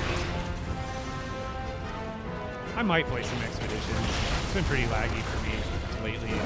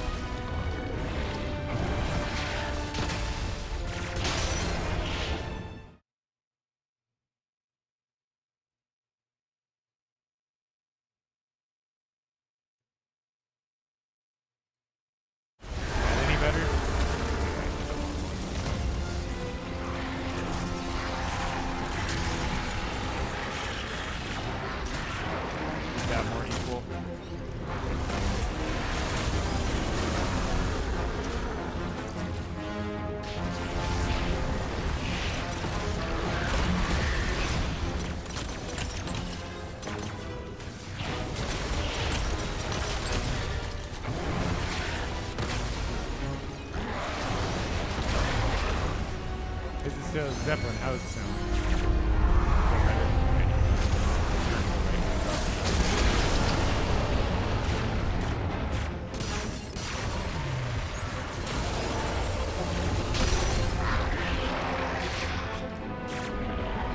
See, it's like you need to know the pattern of the crazy sway that it does.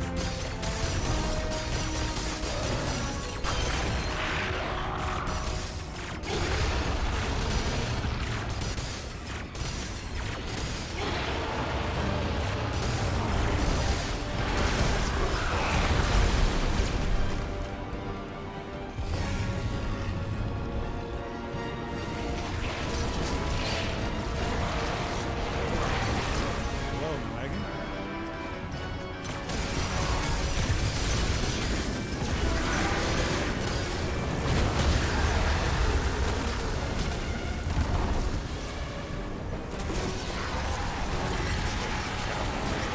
Unoverheat.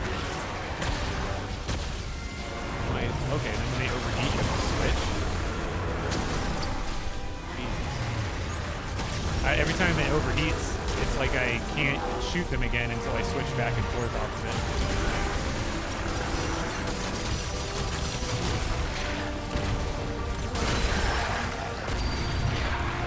Yeah, every time they would overheat, it would say you can't do this now, even after it's clearly done overheating.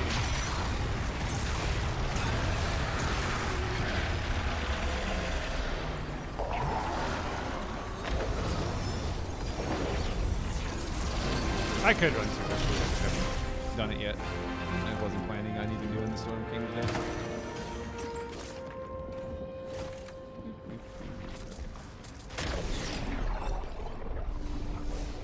Oh yeah, it's super OP with the pistols.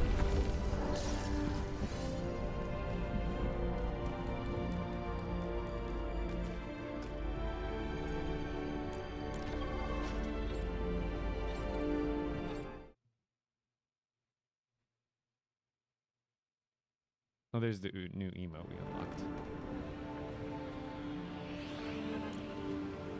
Yeah, 2 guns would be better. That and even just like 4, so that way you can go 1 overheat, 2 overheat, 3 overheat, 4 overheat, and then on the 5th one you can take it easy and then recycle. Then once the first one is done, you could go back through and mag dump like all the other ones. How to make glass at the metal smelter? It takes 2 sand and 1 wood or any sort of wood, and then you can also find it from a bunch of different sources, and then your villagers will make it for you if you have them on the smelt metal job.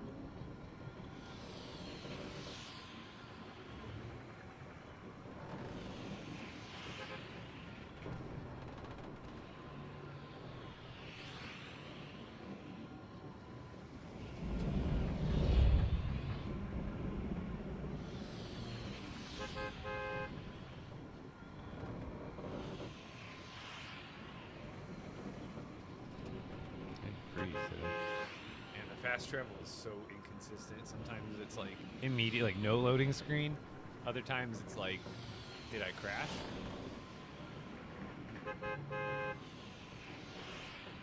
Whiplash, I have a level 40 Shadow Caller.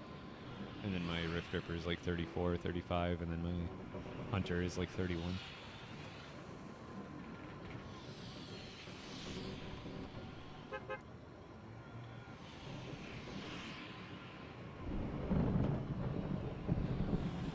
Back to the TikTok settings.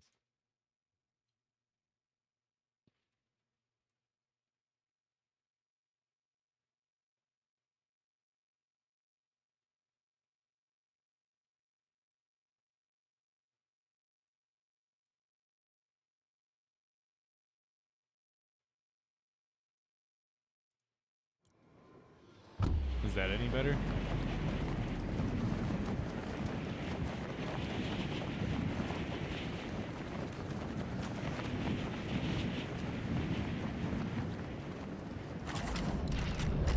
I swear I don't know if the audio is the issue I've been having with OBS is some sort of overall audio issue I'm having. It makes me wonder.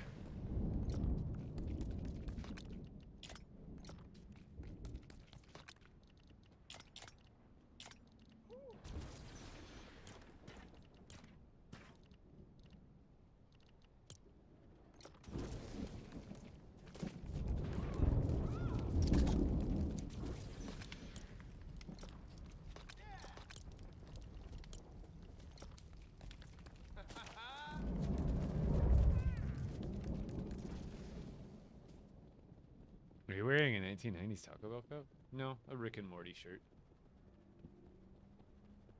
That actually is kind of funny though.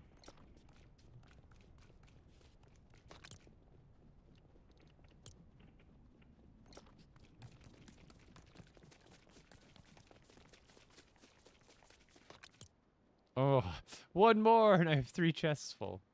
So close.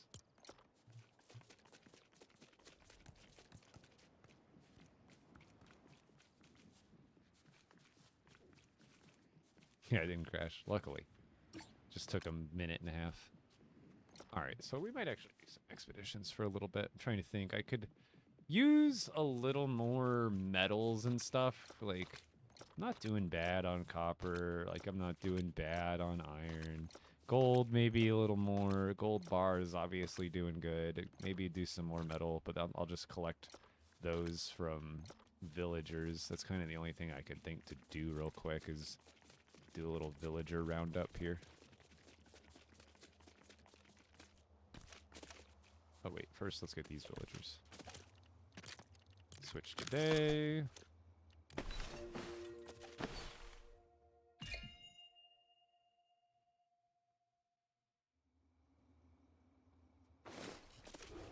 But yeah, glass is right here on the metal smelter.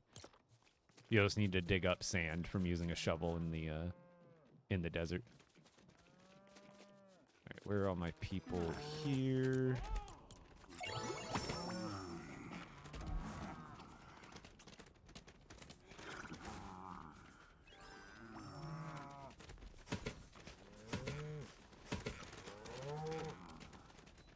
Doing like not all of them hit the emote. There we go. Alright, comment.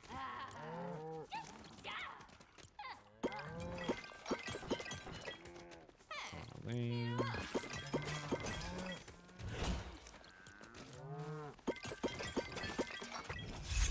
Got it. So as long as you collect from your villagers daily, I guess that's a good starting point. So I just got that from 4 villagers. 36 gold bars. It's random amounts that you get from the each job that they're on. So sometimes it'll be like a little bit different, but overall it pretty much averages out. Okay, now we need to go to this village. No, I haven't done... I would want to group with the expert randoms, because you do get more XP if you're leveling up, but you need to be efficient with taking down the bosses, otherwise it's not faster XP. And it's the same loot drops, so that's not a difference. So you'd have to have just a group of 4 finishing expert missions just about as fast as you're finishing non-expert missions to like kind of make it worth it.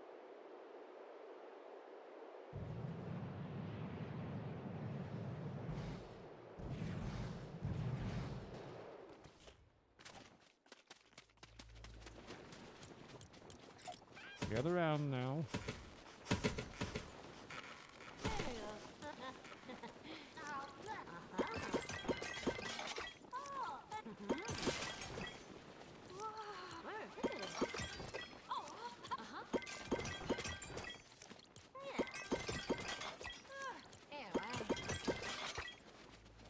Now what are we at? 81 iron bars. See? Your villagers will do it for you as long as you're collecting daily, which is something I haven't really been doing lately, but we're getting caught up. I'm lagging. Release me. Release me.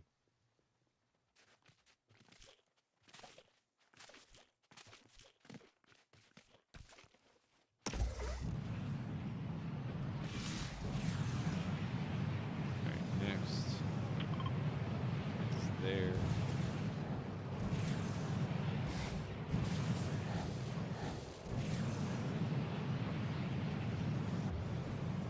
Oh.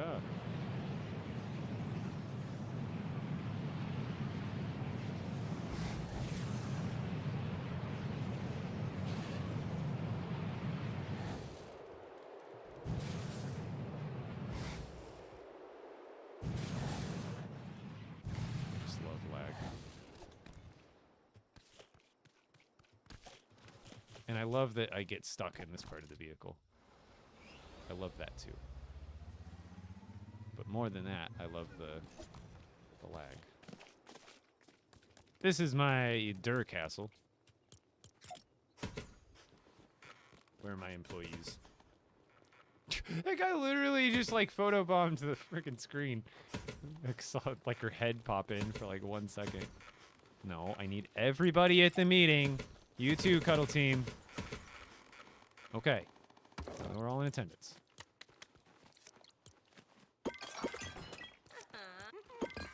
Oh, she had 30 gold bars. Wow. It's always randomized what they actually drop. Plates and gold bars. Alright, now that's what we're sitting at. Can you show us your base? Which one? I mean, in my main base, my main storage base that I was just at, I have a tour of that on my YouTube if you want to check it out. That you can see anytime. Because right now I'm flying around to some of my little outposts and collecting from villagers right now. Give me a moment. We have, I think, 3 more sites on the list. Alright, this is my Shogun Castle village.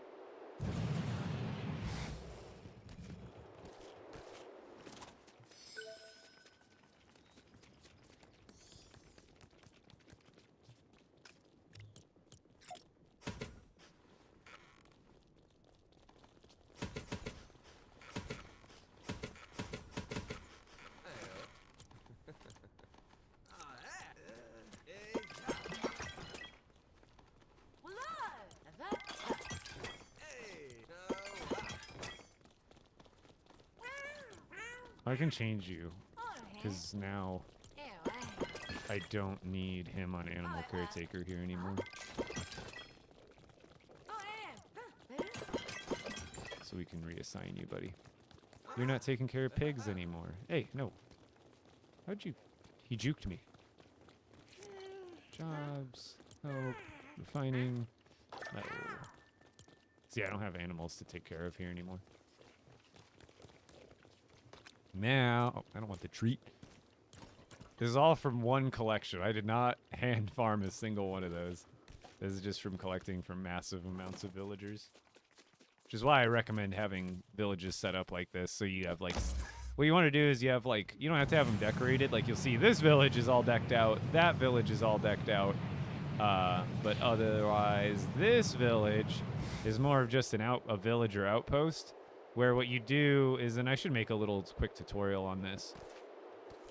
But there's an easy way to like, if you have all the materials beforehand, to quickly level up a village to level 10. So that way you can have the max amount of villagers. So that way you have 7. And then, did I set, is Bob? Okay, he's still animal caretaker, which means we need to switch him because there's no more animal here anymore either. But anyway, what you want to do is have a lot of villages close together like I do. And then once a day, you can go collect from like 30 villagers in like 5 or 10 minutes. Instead of like probably way longer considering, you know, if you spread them all out. Oh my gosh, now I can't remember who I grabbed from.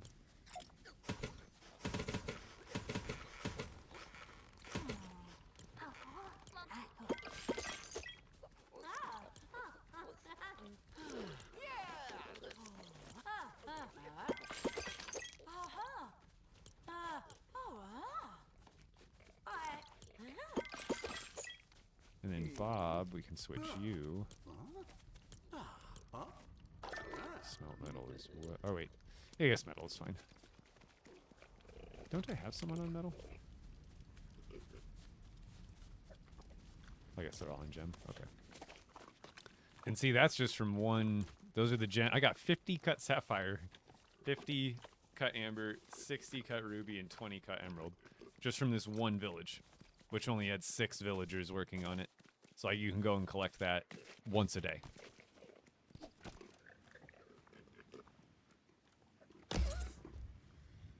Not as often as I honestly am terrible at Discord in general, especially my own channel. Actually, that's the one thing I do keep up on.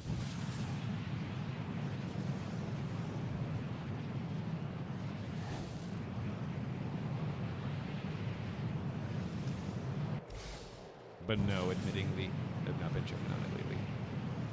Oh. Alright, last location. I can't remember if these guys are on. I think they're on gems here. This is my original Frostlands village when I was like first leveling up this expert world. Ow, my leg. Oh, I have people on. I think everybody's on gems. Oh, he's on metal.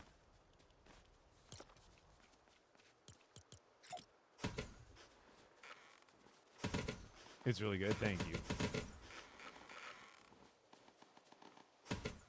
Honestly, the only location I would tear down is probably my old storage base. Oh, that's just a visitor. Wait. What? Give up your stuff. No, come back here. I know you have stuff.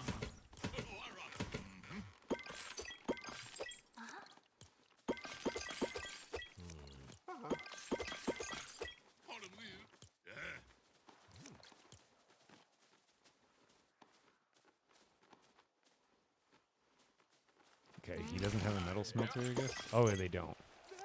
I thought I did have one here, so I'll just put him on gems then for now.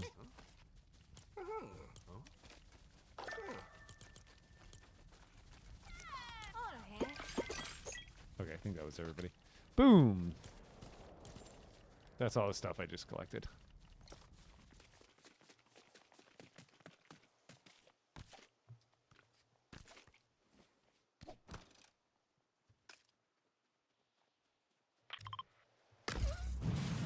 To the base, to the base, to the base, base, base.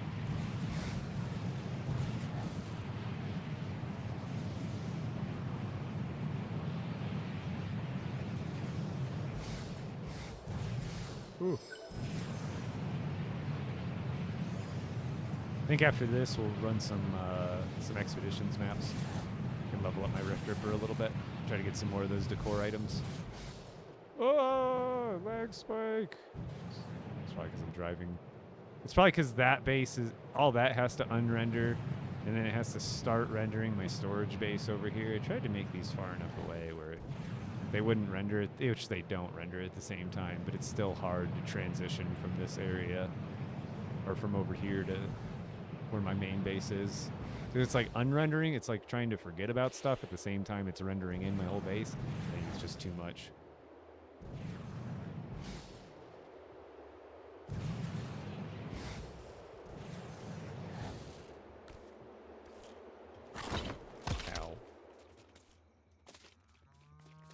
And this is how I have all the gems that I do. It's really easy to keep these stocked if you have your villagers working on them constantly for you. Same with all the metal stuff too.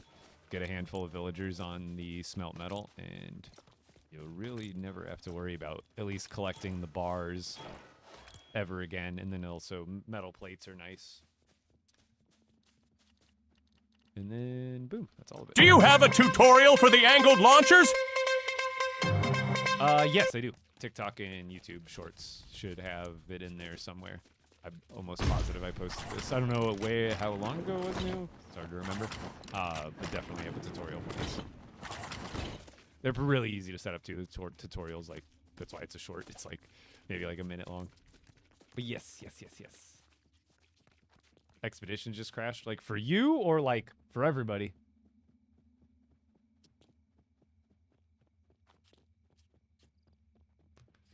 Because I'm pretty stocked. The only thing I really need to spend some time on is blast powder. And I'd have a decent amount. Like, that's not nothing. But, like, I'd feel so much better if I had, like, half a chest to a full chest full of blast powder.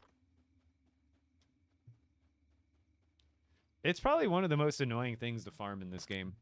Like, single-handedly. Like, other than, like, Shatterhorn fragments and Rift crystals, maybe. Or Rift shards, rather.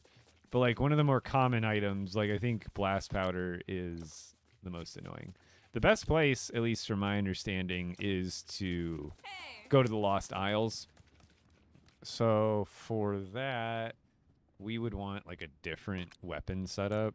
Because we'd still want the plasma pistols. We'd probably want, like, these. Does this make it? I don't think this. Yeah, the speed doesn't matter. And these don't have knockback. It's so weird.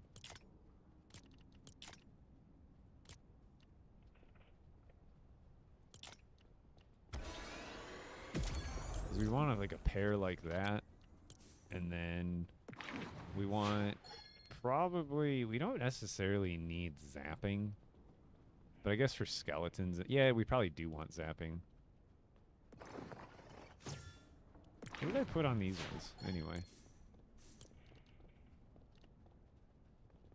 Oh, they have lifesteal, okay. Because these ones, we would actually want zapping. And instead of lifesteal, we would want luck. So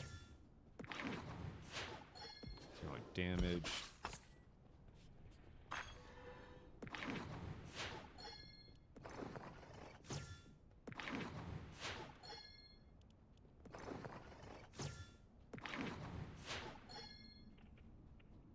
I shouldn't do any time travel-y business in expeditions. I don't think I've noticed. There we go. We want luck because we want as much blast powder as possible. And then, what am I? Because I think, you think undead? Because like, if I'm going to the Lost Isles, I'm gonna be fighting the pirates for the blast powder and the skeletons at night. So I'm thinking just go Stormbane, since some of them are going to be Storm Wild, so some of them will take more. Plus bears, if they're Storm Wild, they'll be easier to take out. So I'm thinking about just going Stormbane instead of Undead Bane.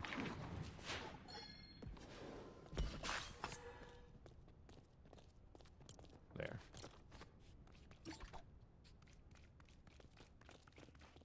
Let's go give this a whirl. Wonder if I still have a car built out there. Probably not, but I can just mob around. What update? Whatever the spires are going to be, which I'm going to disappear. But there's spires that have popped up on a lot of most people's maps, unless it's bugged. But essentially, the spires from expeditions are going to unleash themselves upon our worlds. They're there already, but they're going to like unlock sometime this month, supposedly. According to Epic. That's official. They just didn't give us a time. Or a date, rather.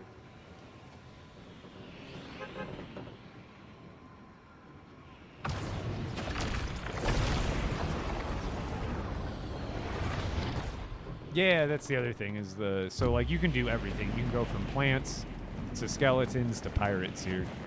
It's probably the best place.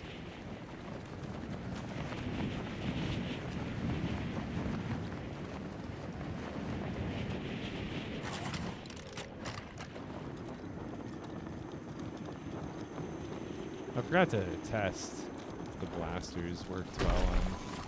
Do you get blast powder from these guys too? I don't think you do, but I've never tried taking out one of these. Oh, it doesn't even hit them, huh? Wow. I didn't even bother him. It's not even mad.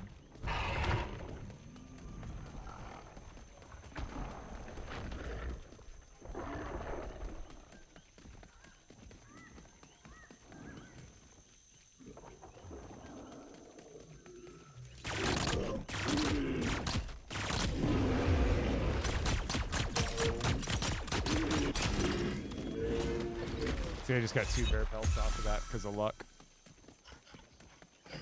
Wonder if it works on the plants too.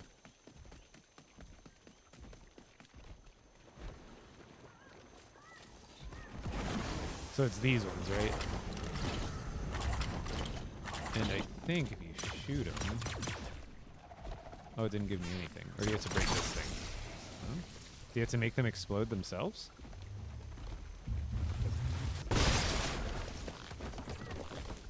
Do I have to harvest it with an axe?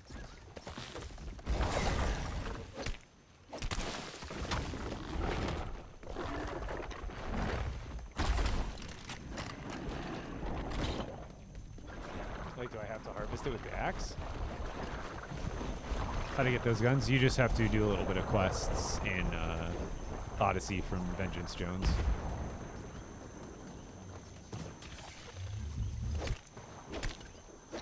Oh, it comes out of the root. And apparently using the blasters doesn't give you stuff. Oh god. I guess it's kind of like using the lightsaber. Yeah, you don't get any materials off it. So I'd have to use the axe, which this does have luck on it anyway, so that works just as well.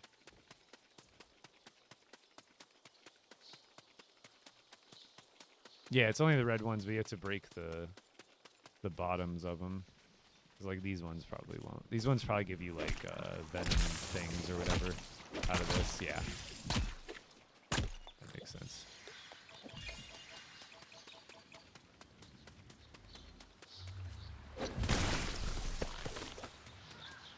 Those give you one. That's not bad.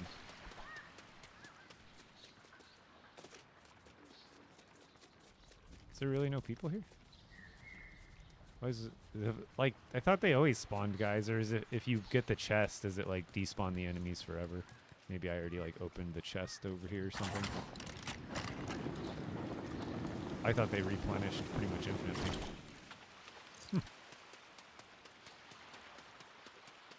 I was hoping to find more bad guys on the shore.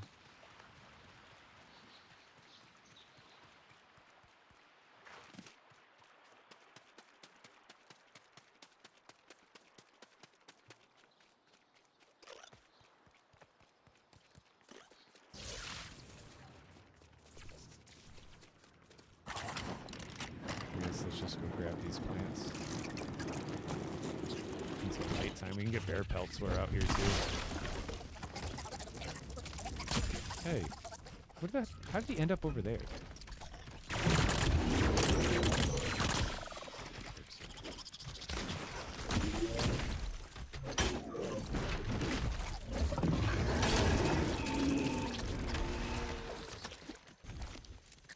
Where?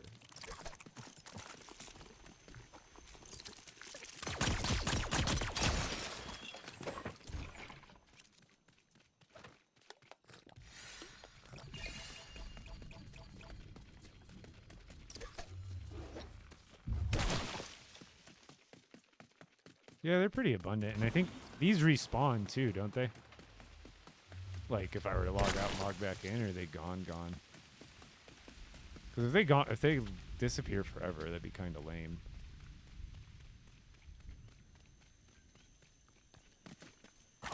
The tomato guys, they can drop blast powder too, right?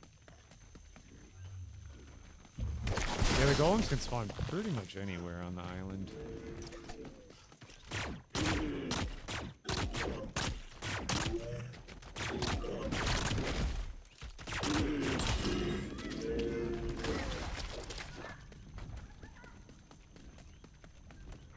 Oh, I do have a car. Sick.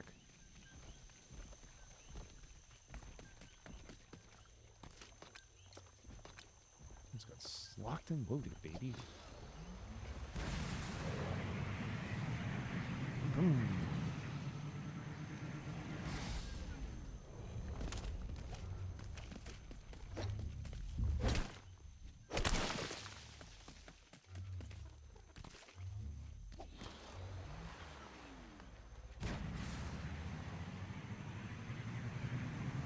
Oh, we hit the tree. Backflip.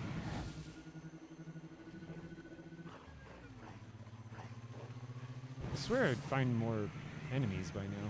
Or like pirate guys, but that one POI had 0. These things are kind of everywhere. I thought they'd only mostly be in the jungle. But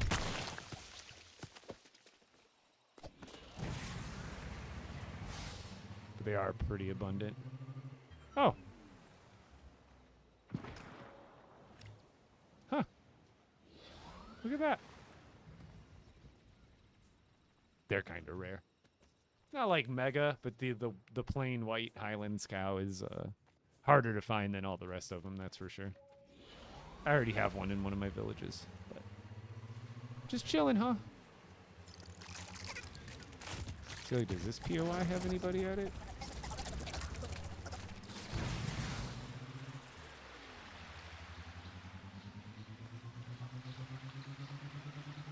Okay, I'm just lagging.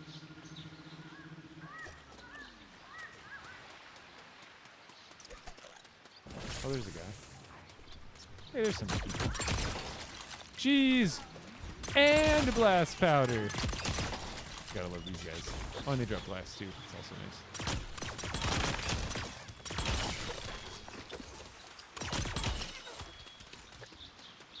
there's nobody at the actual POI besides these things. I think it's a crab POI. Like after I defeat them all, it's gonna make that sound.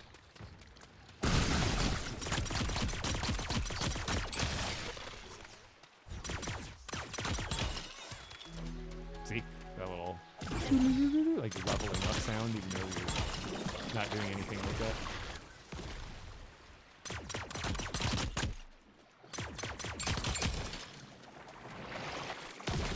Oh, they still, I was like, don't they drop meat? They do. It's not a bad source. These things despawn eventually, don't they now?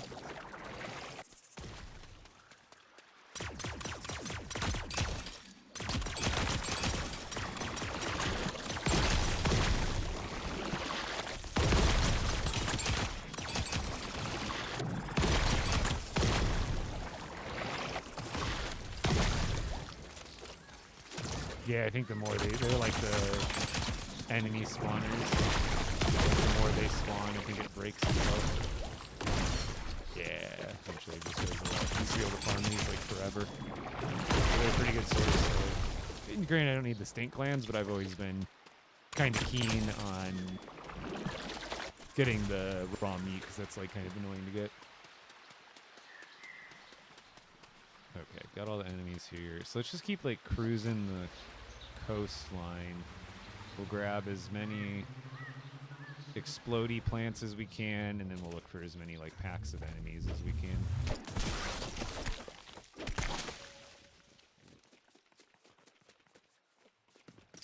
Bad guys. I'll save you, PBs.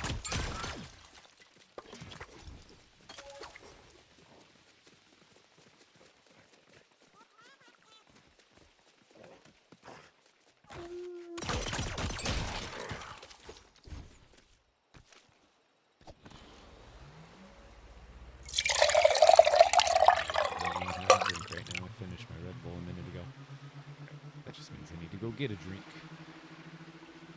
Let's see if there's anybody here, and if there's nobody here, it should be able to like chill here without dying. Maybe.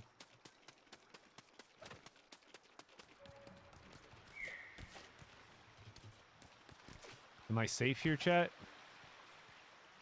Probably. I'm gonna go get a drink. I'll be right back.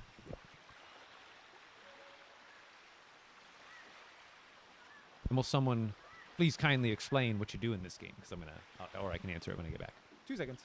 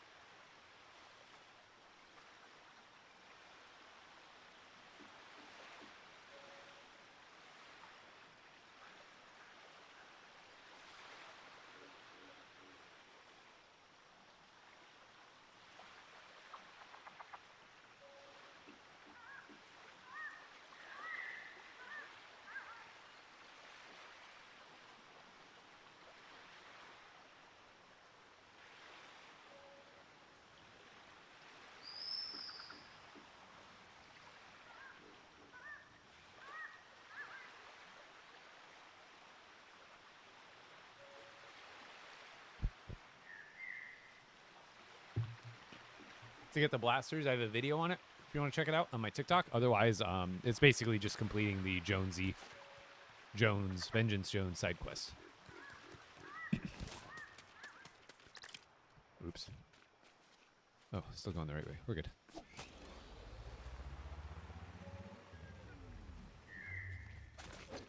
I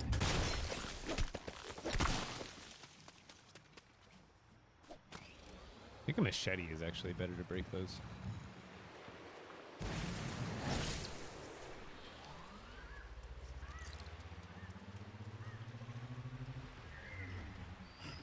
See, we're also getting bear pelts out here, which I need.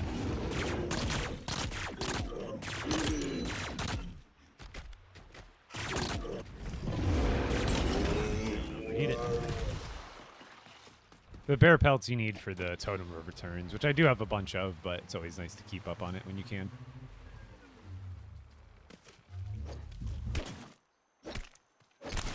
So you get the blast powder out of the stem. And you used to get those out of the ones in storm dungeons, but now they don't drop them in storm dungeons for some reason. Because the storm dungeons used to be able to get a bunch of those. Like every time you ran one, you could just make sure you're taking those out. God, this thing is too floaty to drive right here.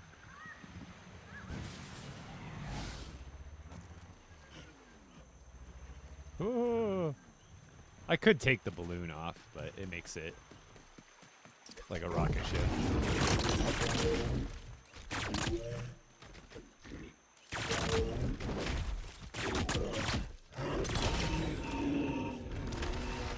Gimme. But sometimes with the balloon on it, it's just a little too floaty. It makes it so the front tires don't touch the ground when you're trying to turn, so you don't get any traction. Sometimes it's almost easier to drive it backwards, to be honest. Just because of the weight distribution. I think if I see, there's just not enough weight on the front compared to the back. It always lifts up the front tires, and then I have trouble controlling it. So like controlling it on this terrain is super annoying.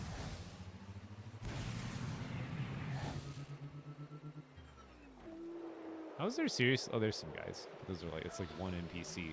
Like, how am I not running into more pirates? I guess it's almost nighttime, which then there'll be skeletons, but... See, this is what I'm looking for. More like NPC spawns.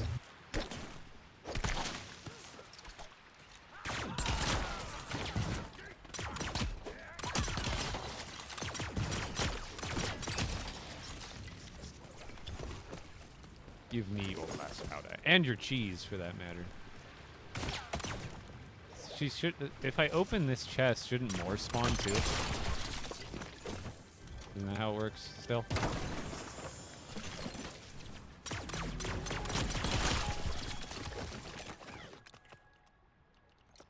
So I don't want half of the scrap, to be honest.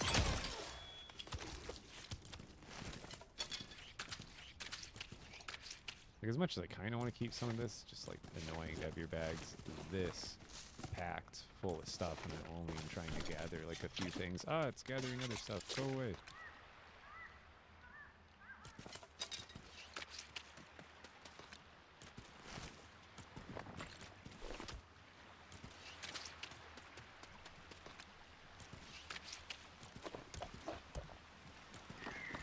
I'll take some of this stuff, but...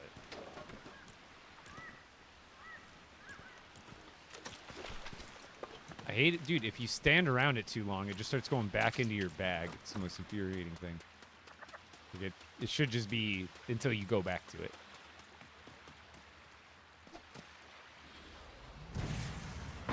Oh. Go, buffalo.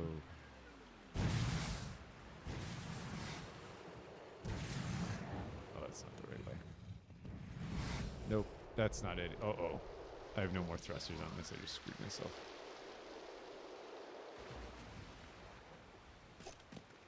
Kinda.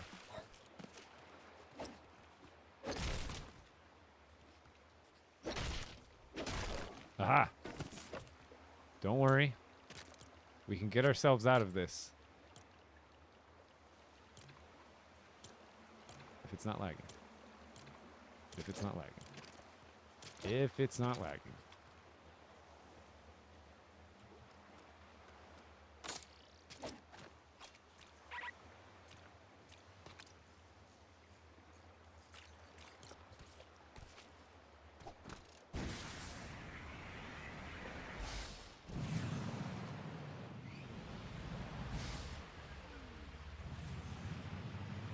We did it.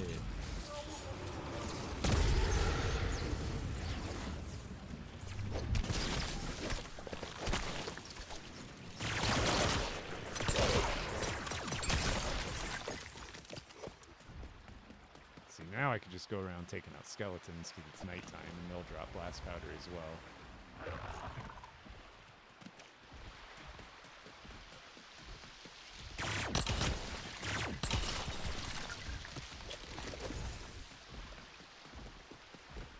Yeah, I was going Pikmin.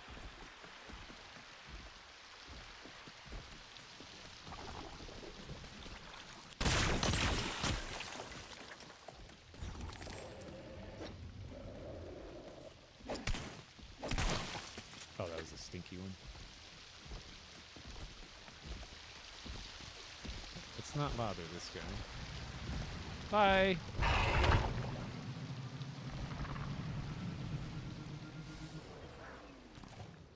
Hopefully he doesn't come into it.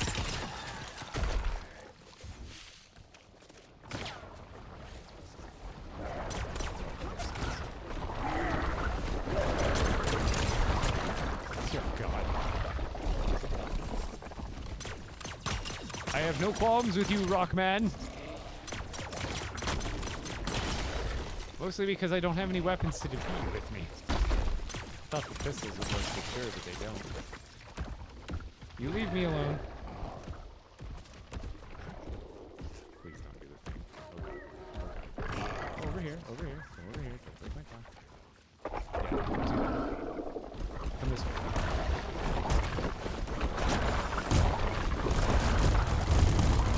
Oh, there goes my car.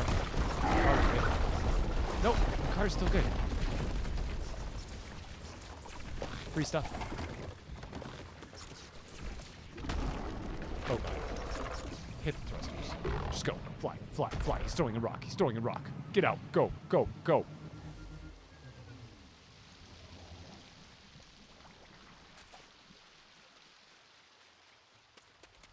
Is there also nobody here?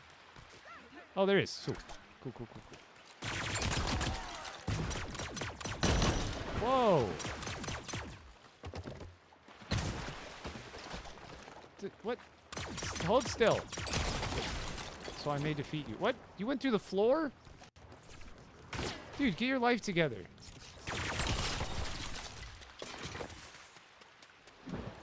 I'm burning moonlight here. That guy just exploded. Oh, hello. Hold still. Where when they're moving, you can kind of track them. But I always have problems when they're moving. Hey, where did they come from?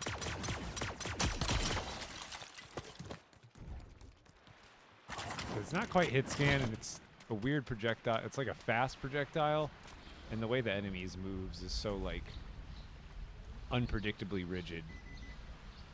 I've always said there's, like, no momentum shift in the enemies. Like, when they go from left to right, there's no, like, pivot, slow down, ramp up in speed again. It's like you're full speed and you just take they turn on a dime essentially.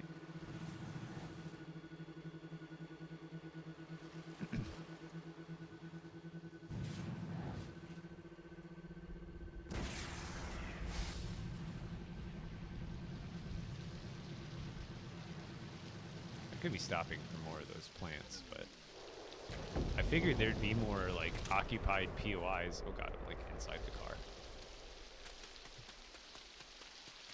I thought there would be more of these POIs occupied by actual enemies.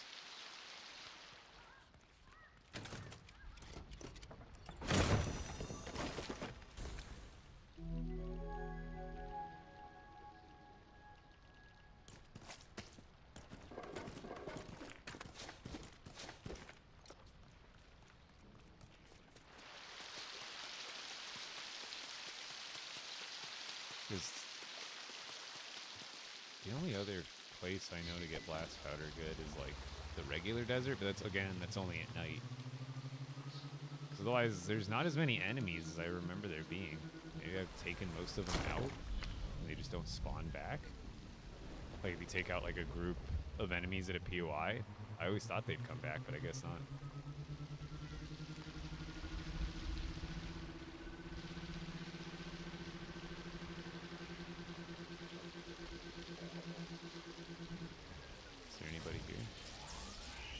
Seeing like half the POIs don't have guys. Sometimes there's like this. There's guys out in the open, which is kind of nice. Ow. They'll be like fighting the other. Oh, I got a treasure map. Another one. Wow. What are the chances? Double treasure map, back to back. Weird. Wow, wow, wow.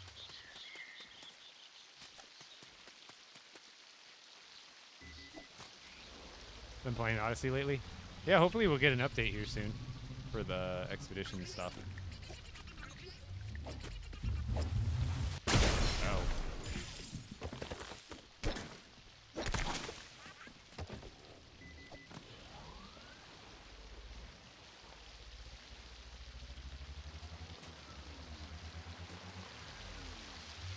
This is super slow. Got 25. I mean, that's decent, but...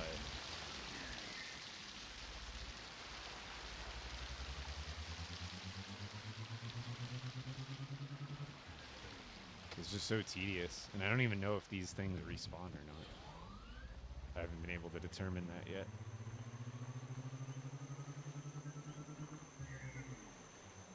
Again, do the tomato guys drop blast powder? I don't remember. Because they spawn a lot in the grottos, and that would be not a bad way if I just went through the grotto fighting the tomato dudes.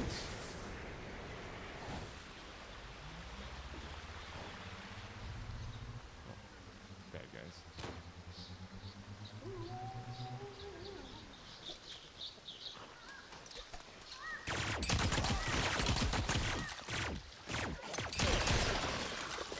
Okay, these guys drop treasure maps like crazy, apparently.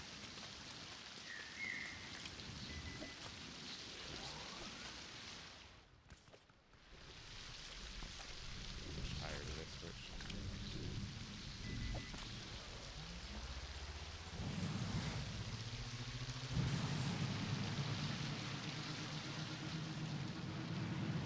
That was cool. And you know it was.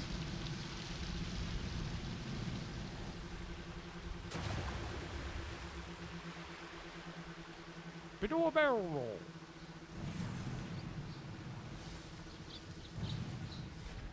Hello, Crumble.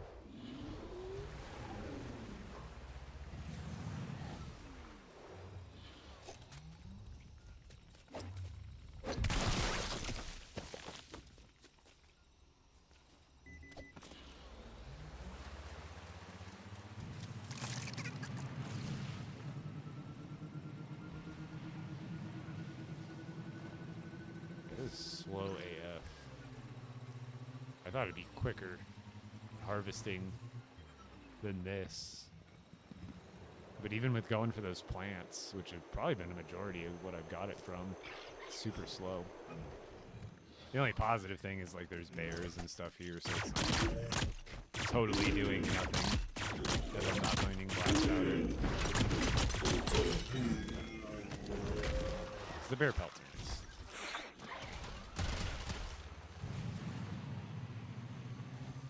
There's so much more of the shieldy ones, I feel like, for these.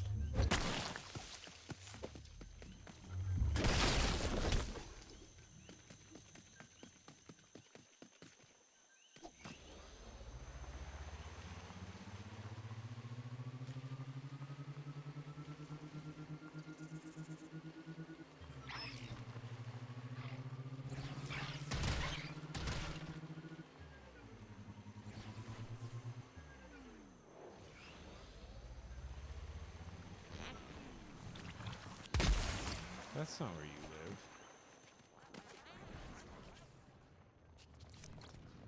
Wait a minute. Is he one of the villagers?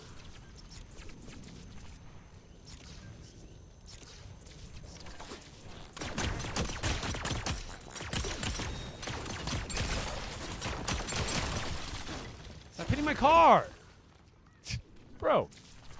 Isn't this one of the villagers? Or is this one of the regular guys?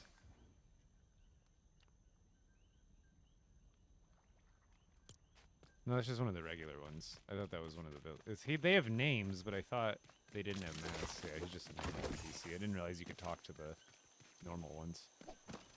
Because I still haven't found my Nana villages. I am, at this point, certain they don't exist. At least in my world. Oh, I wasn't sure. I couldn't remember if there was actually pirates in the grottos, because that'll probably be the best way, is just go through grottos. Or maybe it's the best way? I don't know.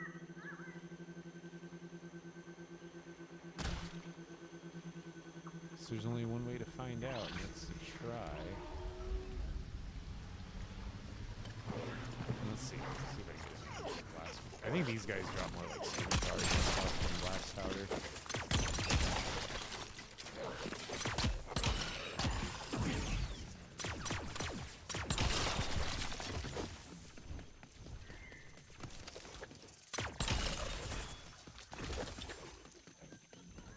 Yeah, I don't think they drop it. They drop like dynamite and other stuff.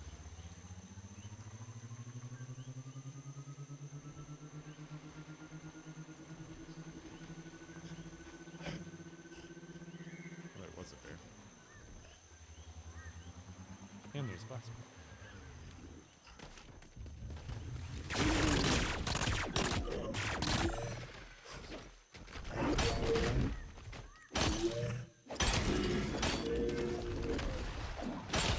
I got 2 bear faults off that. Sick. And I got 2 blast powder off that. Sick.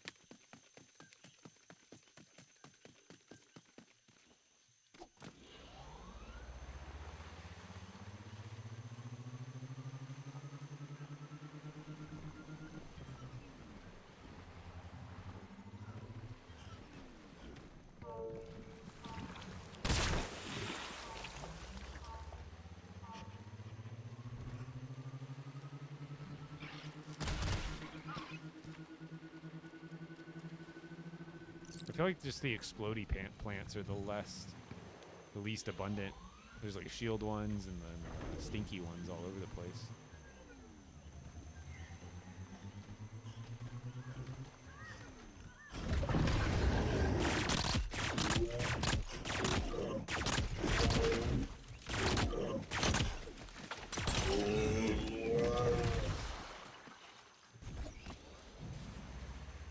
Let's go find one of the grottos real quick.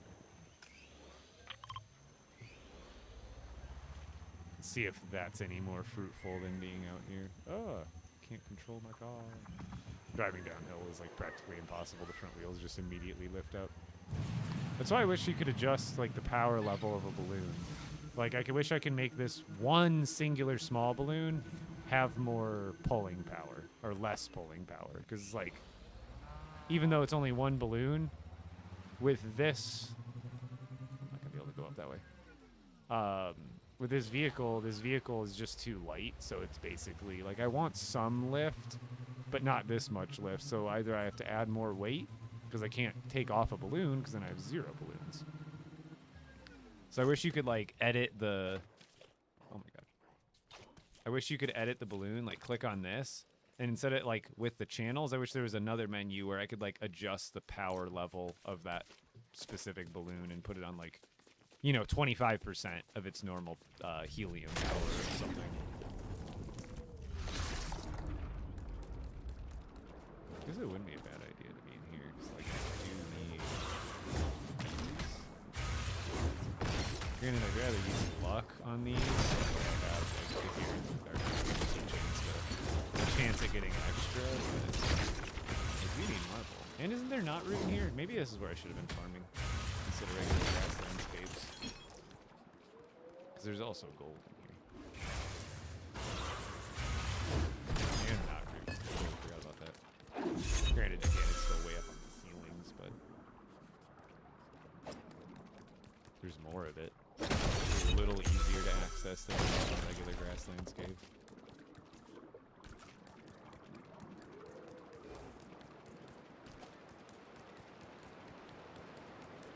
Look how pretty it is in here, too. Oh! I broke my bottom. Look how pretty these are. Okay, there's pirates in this one. Just like you said. Because I think these enemies will respawn after you log out and log back in. Yeah, this might be the ticket.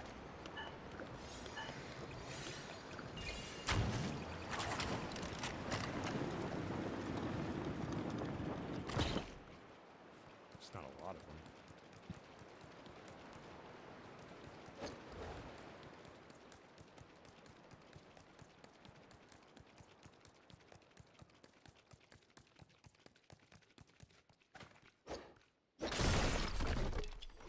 I can't carry too much stuff right now. I gotta get rid of some junk, but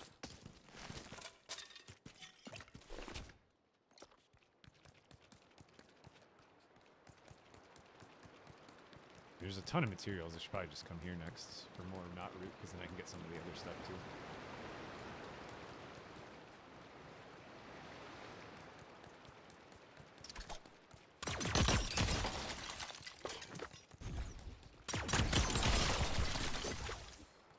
Oh, it's just spotty. Dude, I don't remember them being this pretty. Did they update these? Jeez. I need to make a village in here.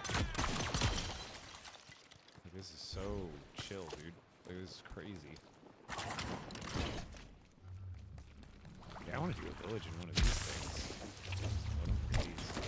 I've probably been walking past these like crazy.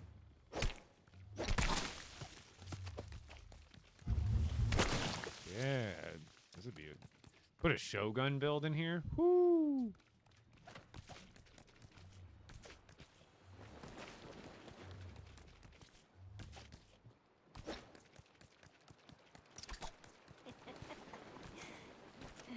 Oh, damn it. I was not paying attention to where I was running. I don't know why she's not coming down here. Oh, pff, as soon as I say that. Hilarious.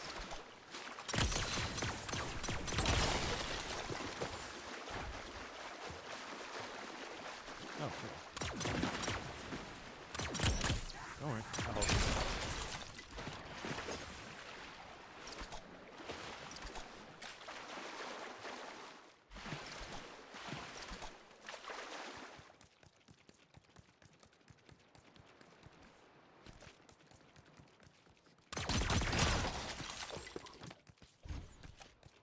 Yeah, dude, these caves are crazy. I just didn't spend a whole lot of time in these caves when I was first going through.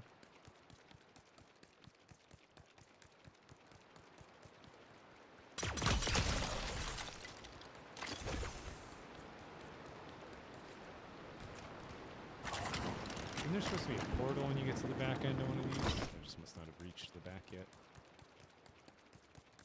Oh. Oh, I've been through here. Did I go this way? I don't remember. What's the best food? Black and blue sushi, technically.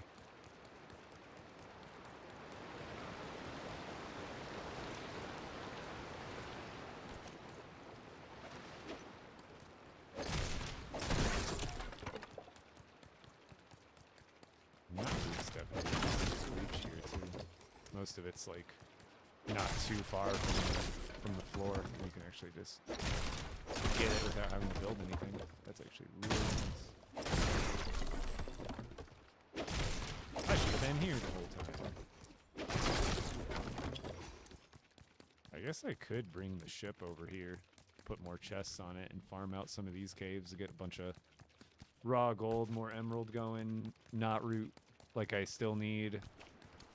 Because eventually I'm going to throw my villagers on the job, refine wood, and then they'll start getting me stuff like knot root rods. Because I really don't want to make the knot root rods myself. I'd much rather have the villagers just give me the knot root rods than process any of my own raw knot root.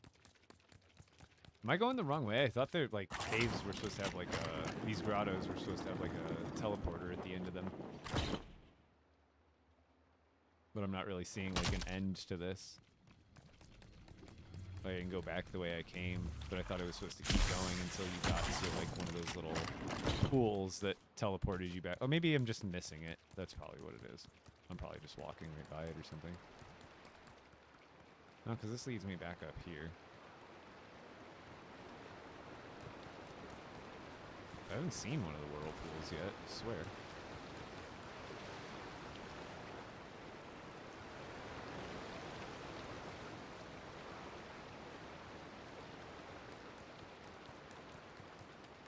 It's got a sapphire gun from a bear, heck yeah. I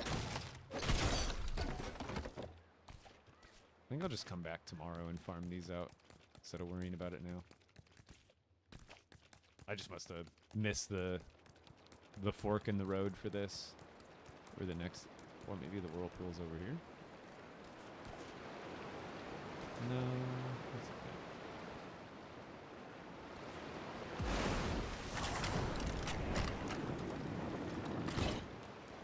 Yeah, these are so much better.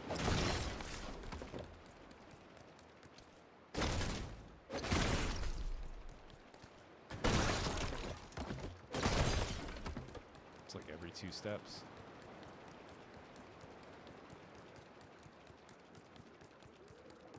Because, yeah, once you get to the end, it unlocks the whirlpool. I just must have missed a turn or something.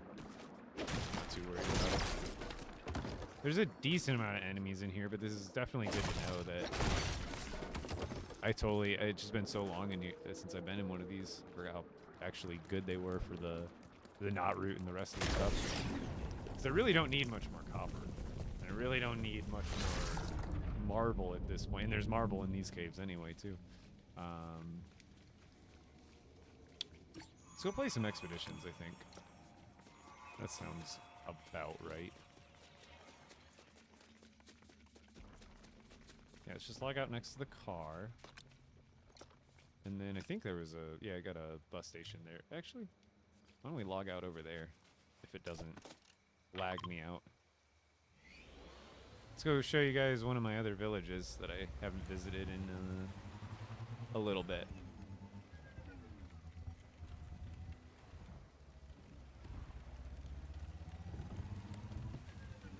Oh, hello, Mr. Skelly. I'm not worried about you now. Whoa.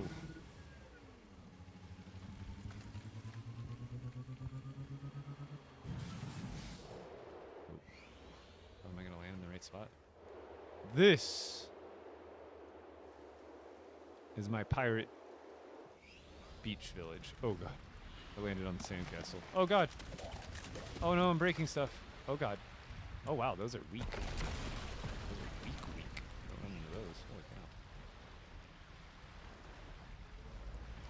Ugh. Don't mind me. I'm just ruining some kid's sandcastle. I'm stuck. I'm stuck. Backing up. I guess we're backing up. Yep. Backing up out of here. There we go. Remove that map marker real quick. I don't think I have a bounce pad here anymore. I accidentally deleted it one of the last times I was here.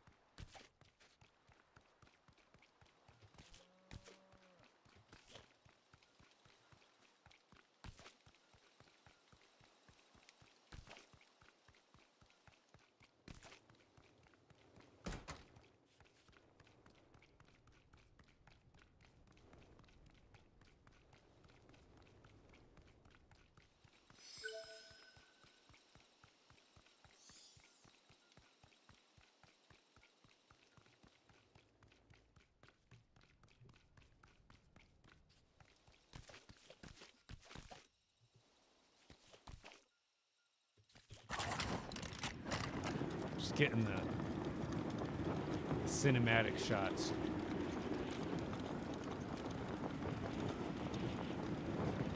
But this is the whole village. It's one of my bigger villages that I built.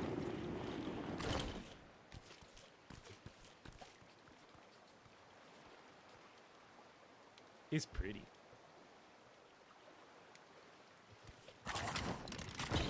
But I think let's go play some expeditions for a little bit and then I'll call it a night. I'm at a good stopping point. I don't really feel like emptying my bags right now. So we can use this as a jump off point because I can go stash stuff and then come back out here later. Okay, that's a good spot. Let's go get the expeditions going.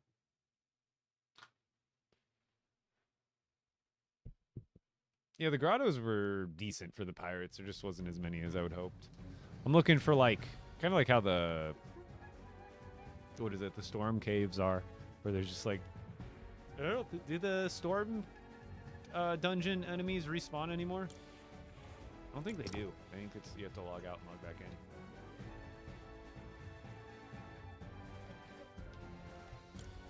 That's a cool skin.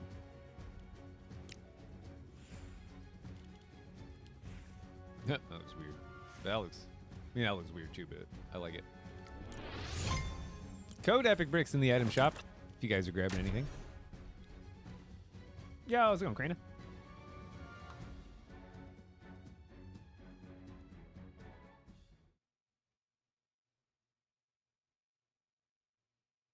I appreciate it, Pikmin.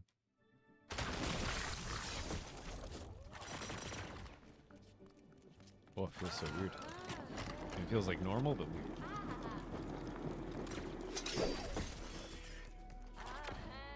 Oh, we got a lot of stuff in our bags.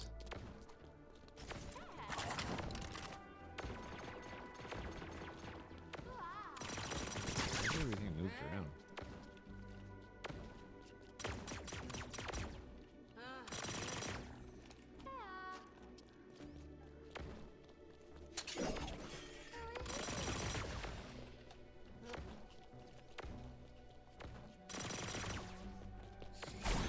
What am I on right now? I think I was on the hunter, that's why. 30% ability damage, 30% crit chance. Gotta make sure none of these are good. Crit chance, healing power, max stam. Ability power, armor, no. Max stam, uncritical or ability hit, nope. Basket, no. You can give these away to someone. Somebody! The lobbies are so much emptier than they were a week ago. There's only like 2,000 people playing right now. Oh, a 90% ability power. I mean, that's what those are. So that's actually still pretty good. Ability damage, healing power, on crit, basic cooldowns recharge. That one's actually pretty good. On crit, ability damage.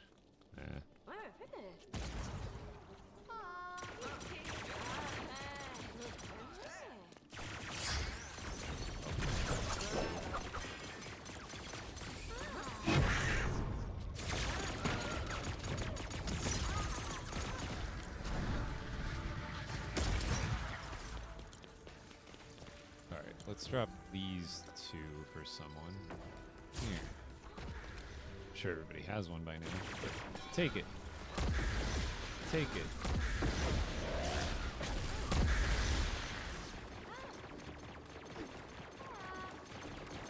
Alright, let's go over to...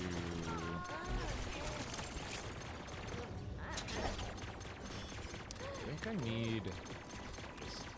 Oh yeah, there's one more quest, right? Oh yeah, I needed to get this done as the hunter. Some Spire missions going on right now. None that are guaranteed. So let's just run Rift Ripper for now. We'll get that leveled up. Oh, it's only level 3. Dang it!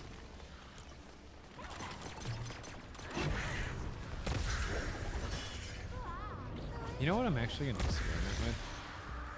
I want to try, because I think on quick play, you don't load in with other teammates, and I think it's actually kind of better for Rift Ripper, because then the enemies will only get attracted to you, and you can gather them all up a lot easier and use your Rift Ripper abilities, and I think it might be almost like a more efficient way of grinding through these and getting XP.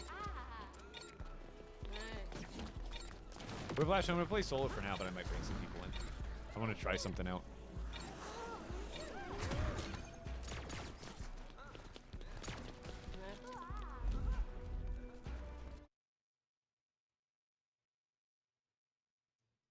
I'm still trying to max these out so I can get the Odyssey decor.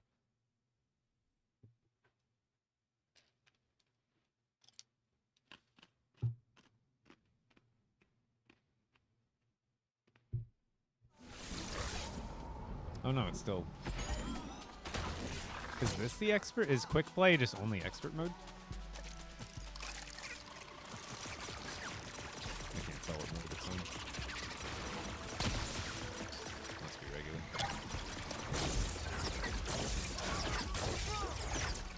I thought quick play set you up with no teammates.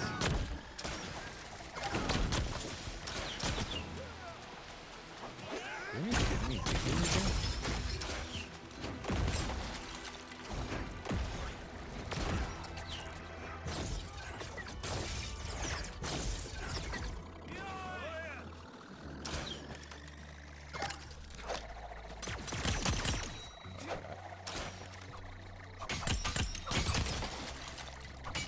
Oh, also, let's do an ability damage setup.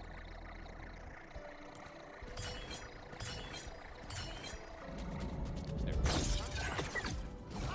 go.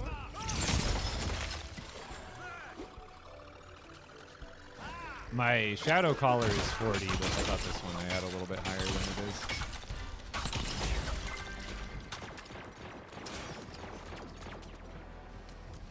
So I'd almost rather play solo, because then I could, all the enemies, like, watch.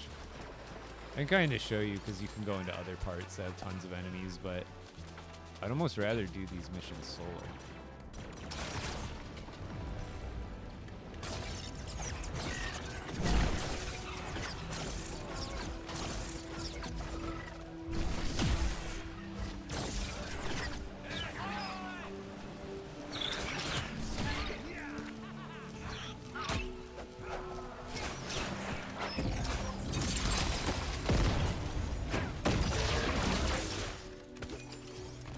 But you can just gather up stuff so much easier. But yeah, if it's not gonna... I thought quick play loaded you in alone.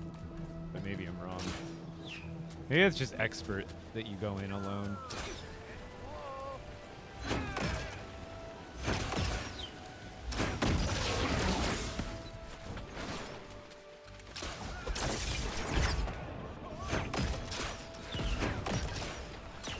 Then if you want more XP, getting all the civilians saved, opening up all the chests is the best way to do that. So once in a while, you just boom, take them all out, get your XP, keep letting them chase you and gather up, and then just rinse and repeat. So I think if you were alone, you could probably gather up the whole map at once and take out every enemy with one explosion. Granted, they'd respawn, but it'd be a good farming technique.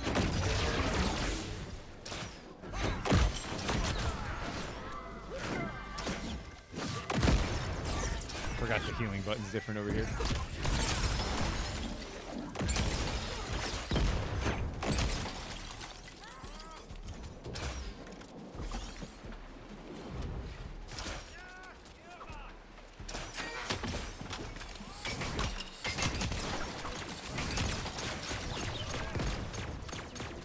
Oh, was that a spire? Perfect.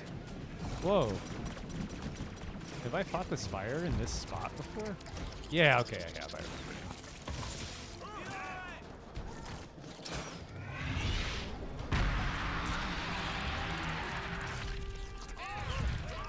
Come on, guys. Get on now.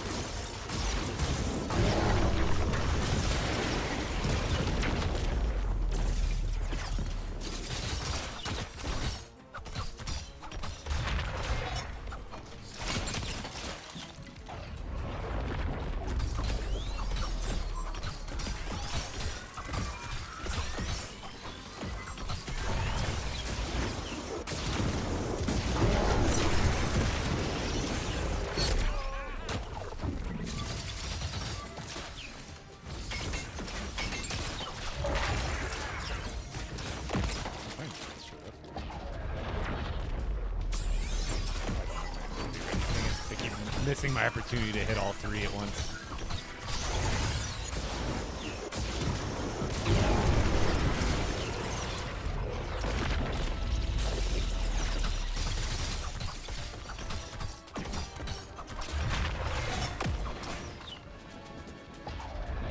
Now with the Rift Ripper, you want to go right in the middle, use your explosion. I just did 1,100 damage to all three.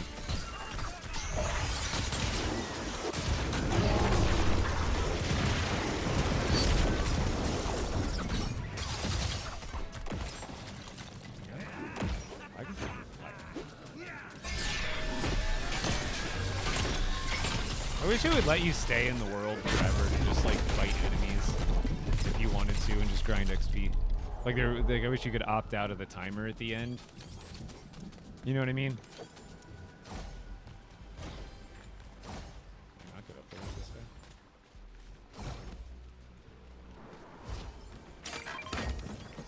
But I just want to be able to fight enemies like forever.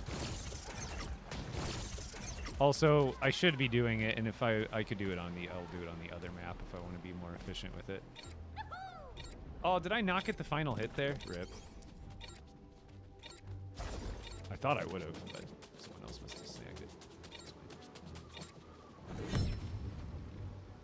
Oh, I wasn't the hunter. Duh, I was the Rift Ripper. That's why.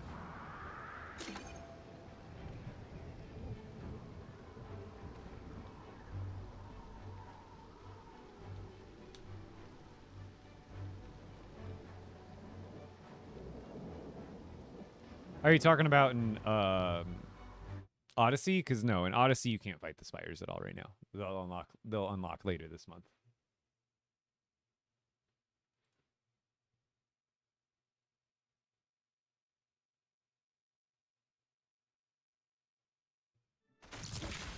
But yeah, these decor items are like a lot. You have to. Where are they? Through this. Oh, these are, see, they don't even have enough quests to give us right now to earn this one yet. We're still working on that one. And then you cannot earn this one yet. So the most you can earn it. Yeah, so I have all the current decor unlocked, but there's still the 49, level 49 awards. That thing's cool. I don't even know what the heck that is. But there's still some awards to get from maxing out on this. Oh, we got that community project done. Maybe that's why my health is so high. It doesn't even show us. It says, let's discover how they do it and turn their tech. Like, I don't get what. How do we know what what activity is progressing this? Mask makers minions keep on coming. Let's discover how they do it and turn their techniques against them, I think it says. But it's telling you increase your lives per mission. That's the bonus you get. But what the heck?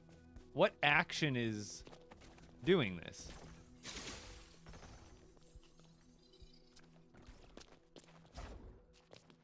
In expeditions? Yeah, it spawns on random maps essentially. Because like, what's progressing this, and then what's so this? Once we complete this, it'll increase our hero XP earned. We need more intel to synthesize efficient superpower training regimens. Let's go get it. It's not describing a task. Let's see if we can refine your training techniques even further. So to get these increase hero XP earned bonuses, we have to be progressing. We're 50% done, but what are we 50% done doing? What have we been doing to progress that? I don't see what the objective is there. Like, am I missing something?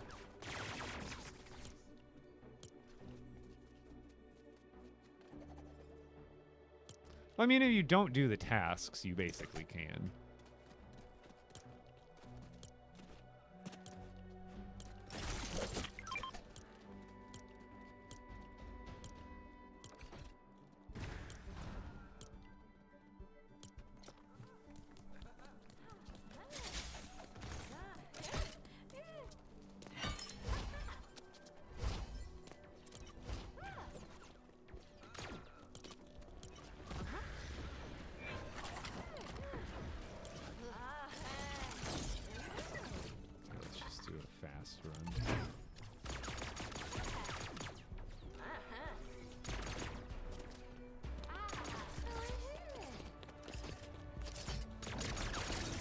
The objective is drag out to the 15th and let us have more XP with the new update. Yeah.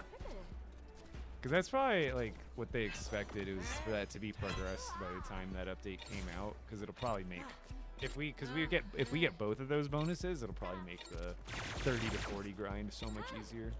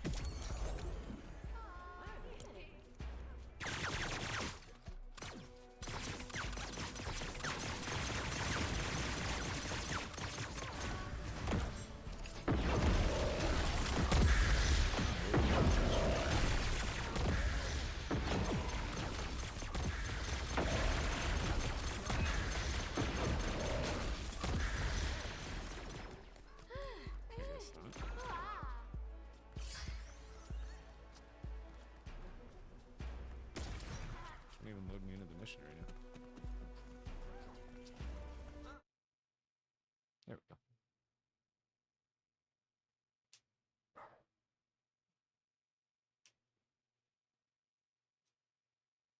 Axo?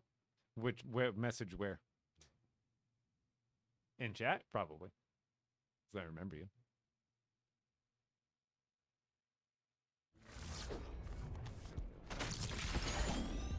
Okay, so we're gonna start with. We're just gonna grab.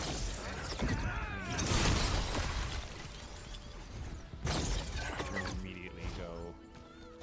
So this is like the. Oh, why does it sometimes just not let me jump? I think I screwed. But you get 90 XP from these chests, and you get. Oops, I should have jumped down. You get 30 XP from those chests, which is why I just got 120. And then you also get 30 XP from rescuing civilians. So if you want to get the most out of your runs, you should be getting every chest as quickly as possible, along with every civilian.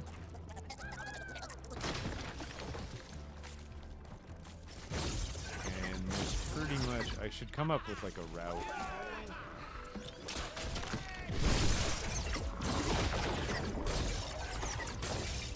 Basically, the chests don't... If someone else opens them, you do get loot, but then the loot will disappear for you if you don't grab it quick enough. But we want all the chests, all these guys.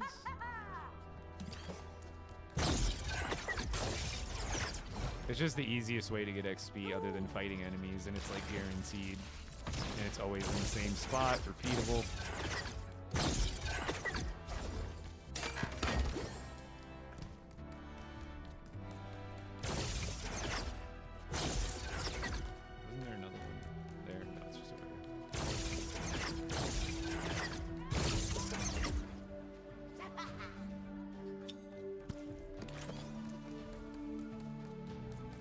But I think I can get, like, and depending on how long it takes you to collect this stuff,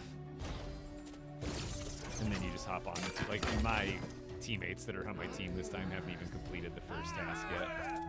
And then another thing I like to do is, like, gather up at least, like, see how there's, like, 3 groups right here?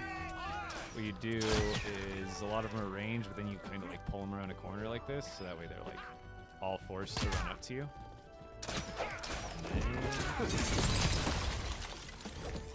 So you use the line of sight, because if they're ranged, they're just going to keep aiming at you from range. But if you kind of pull them around a corner, then it forces them to like walk towards you to catch up, and then you could get them all in one blast. Easy way to get extra XP while you're doing this. Like, I don't go out of my way to kill enemies, but if there's like 5 of them there, like, you know, 3 groups right next to each other. Oh, they already did the second task. Okay.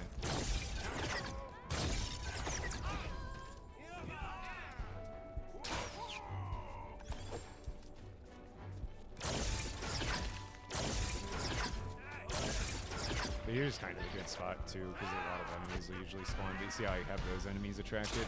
I'm just gonna like butt up against here. Yeah,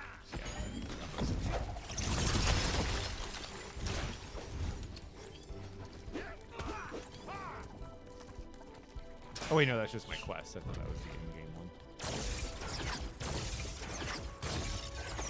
Yeah, they're kind of doing the work for me too. As long as I get the XP, villager over here.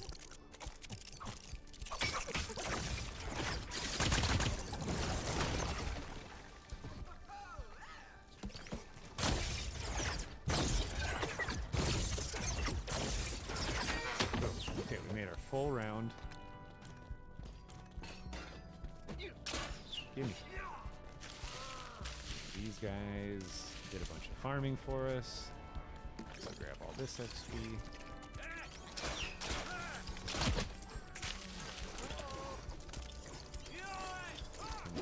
And now that I got all these guys on us, let's do this, pull them all in close, get behind a corner. They should all run relatively close. Oh, those guys are like stuck in the pond for some reason. Okay, grab that. See, they grab this chest, and the only thing that'll stay left over, unless you get there quick enough, is the heals. The XP and the other items will disappear. Oh my gosh. It's nothing.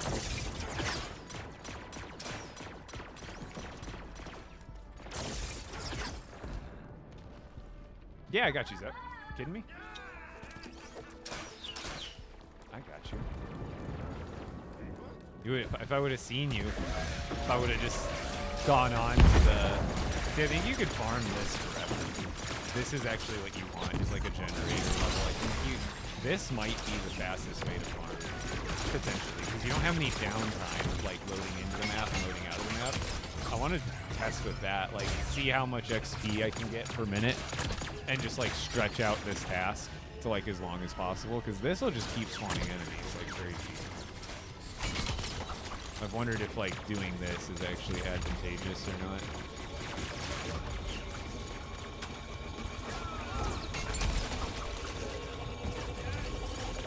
Because imagine 4 people running this, like everybody, because you can get the XP whenever. There could be one person near the generator gathering up the generator guys, and then there could be other, like the other 3 players gathering up enemies from the streets and then kiting them back here. So that way all the XP gets gathered like around this thing. Don't you think that'd be a good, something to try?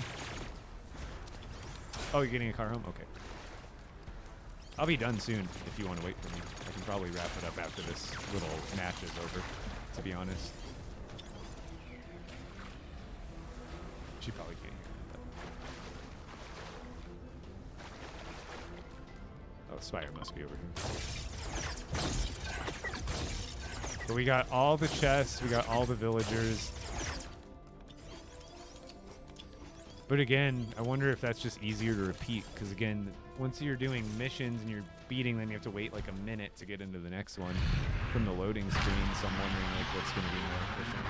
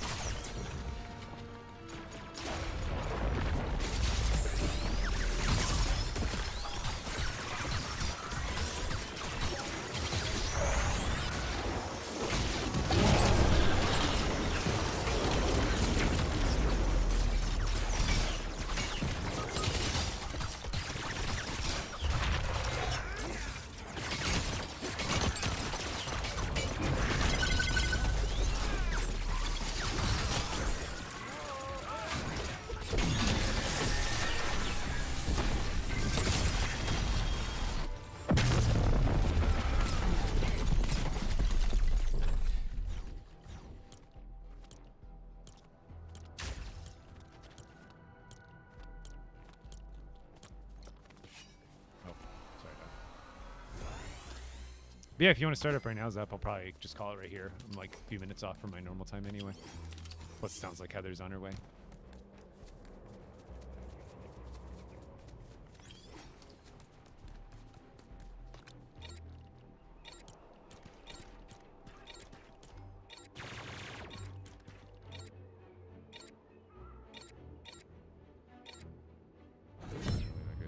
See, I was able to get 2,600 XP. It took 9 minutes, but like generally, if you speedrun it, you'll get like 1,800 to 2,000. So like, I just don't know what'll end up being better. Because I also want to experiment with the generator objective. I think that one you can squeeze out. Just keep squeezing XP if you don't let the generator ever charge itself.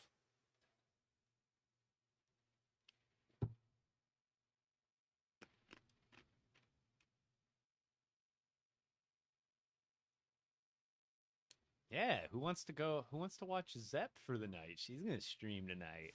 Let's go.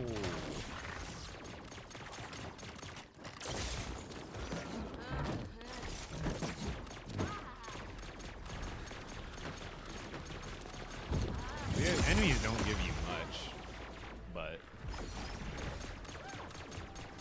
yeah, I figure speed running is ultimately. I just hate the downtime in between. Like, you know, it takes, sometimes like it loads you right into the map, sometimes it has like a 30-second countdown. I don't understand it.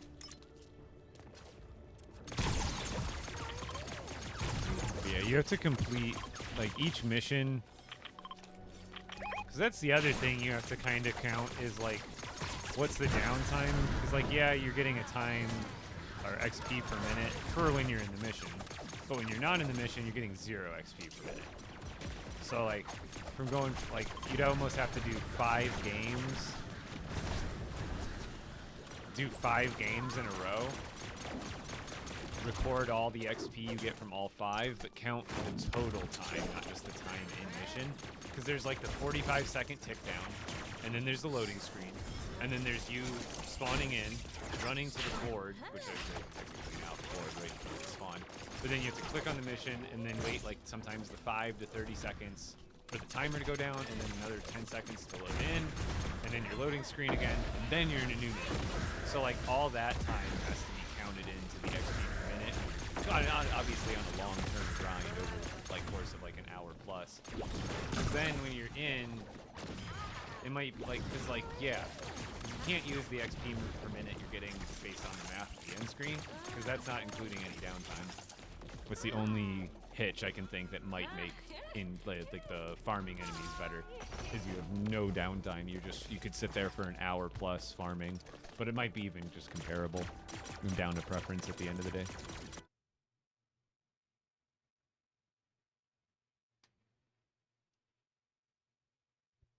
All right, Zep, are you on? No rush. I'm just gonna sit here till you're ready. But code Epic Bricks in the item shop. If you guys enjoy the streams, enjoy my videos, they're ever helpful for you, my username is my creator code. Very easy to remember. So if you subscribe to Fortnite Crew, or you buy cosmetics, you buy battle passes, all of that counts towards the creator codes. I got some pretty darn cool stuff in here right now. Prickly Patroller. They got a lot of good stuff in right now. Oh, the Green Goblin looks sick. Too bad Deadpool doesn't get any Lego.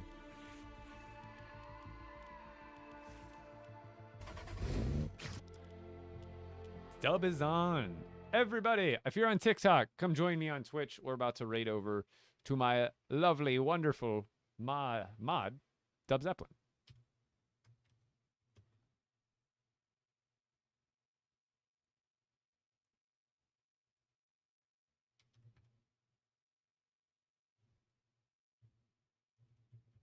It's this account, right? Same account, I imagine.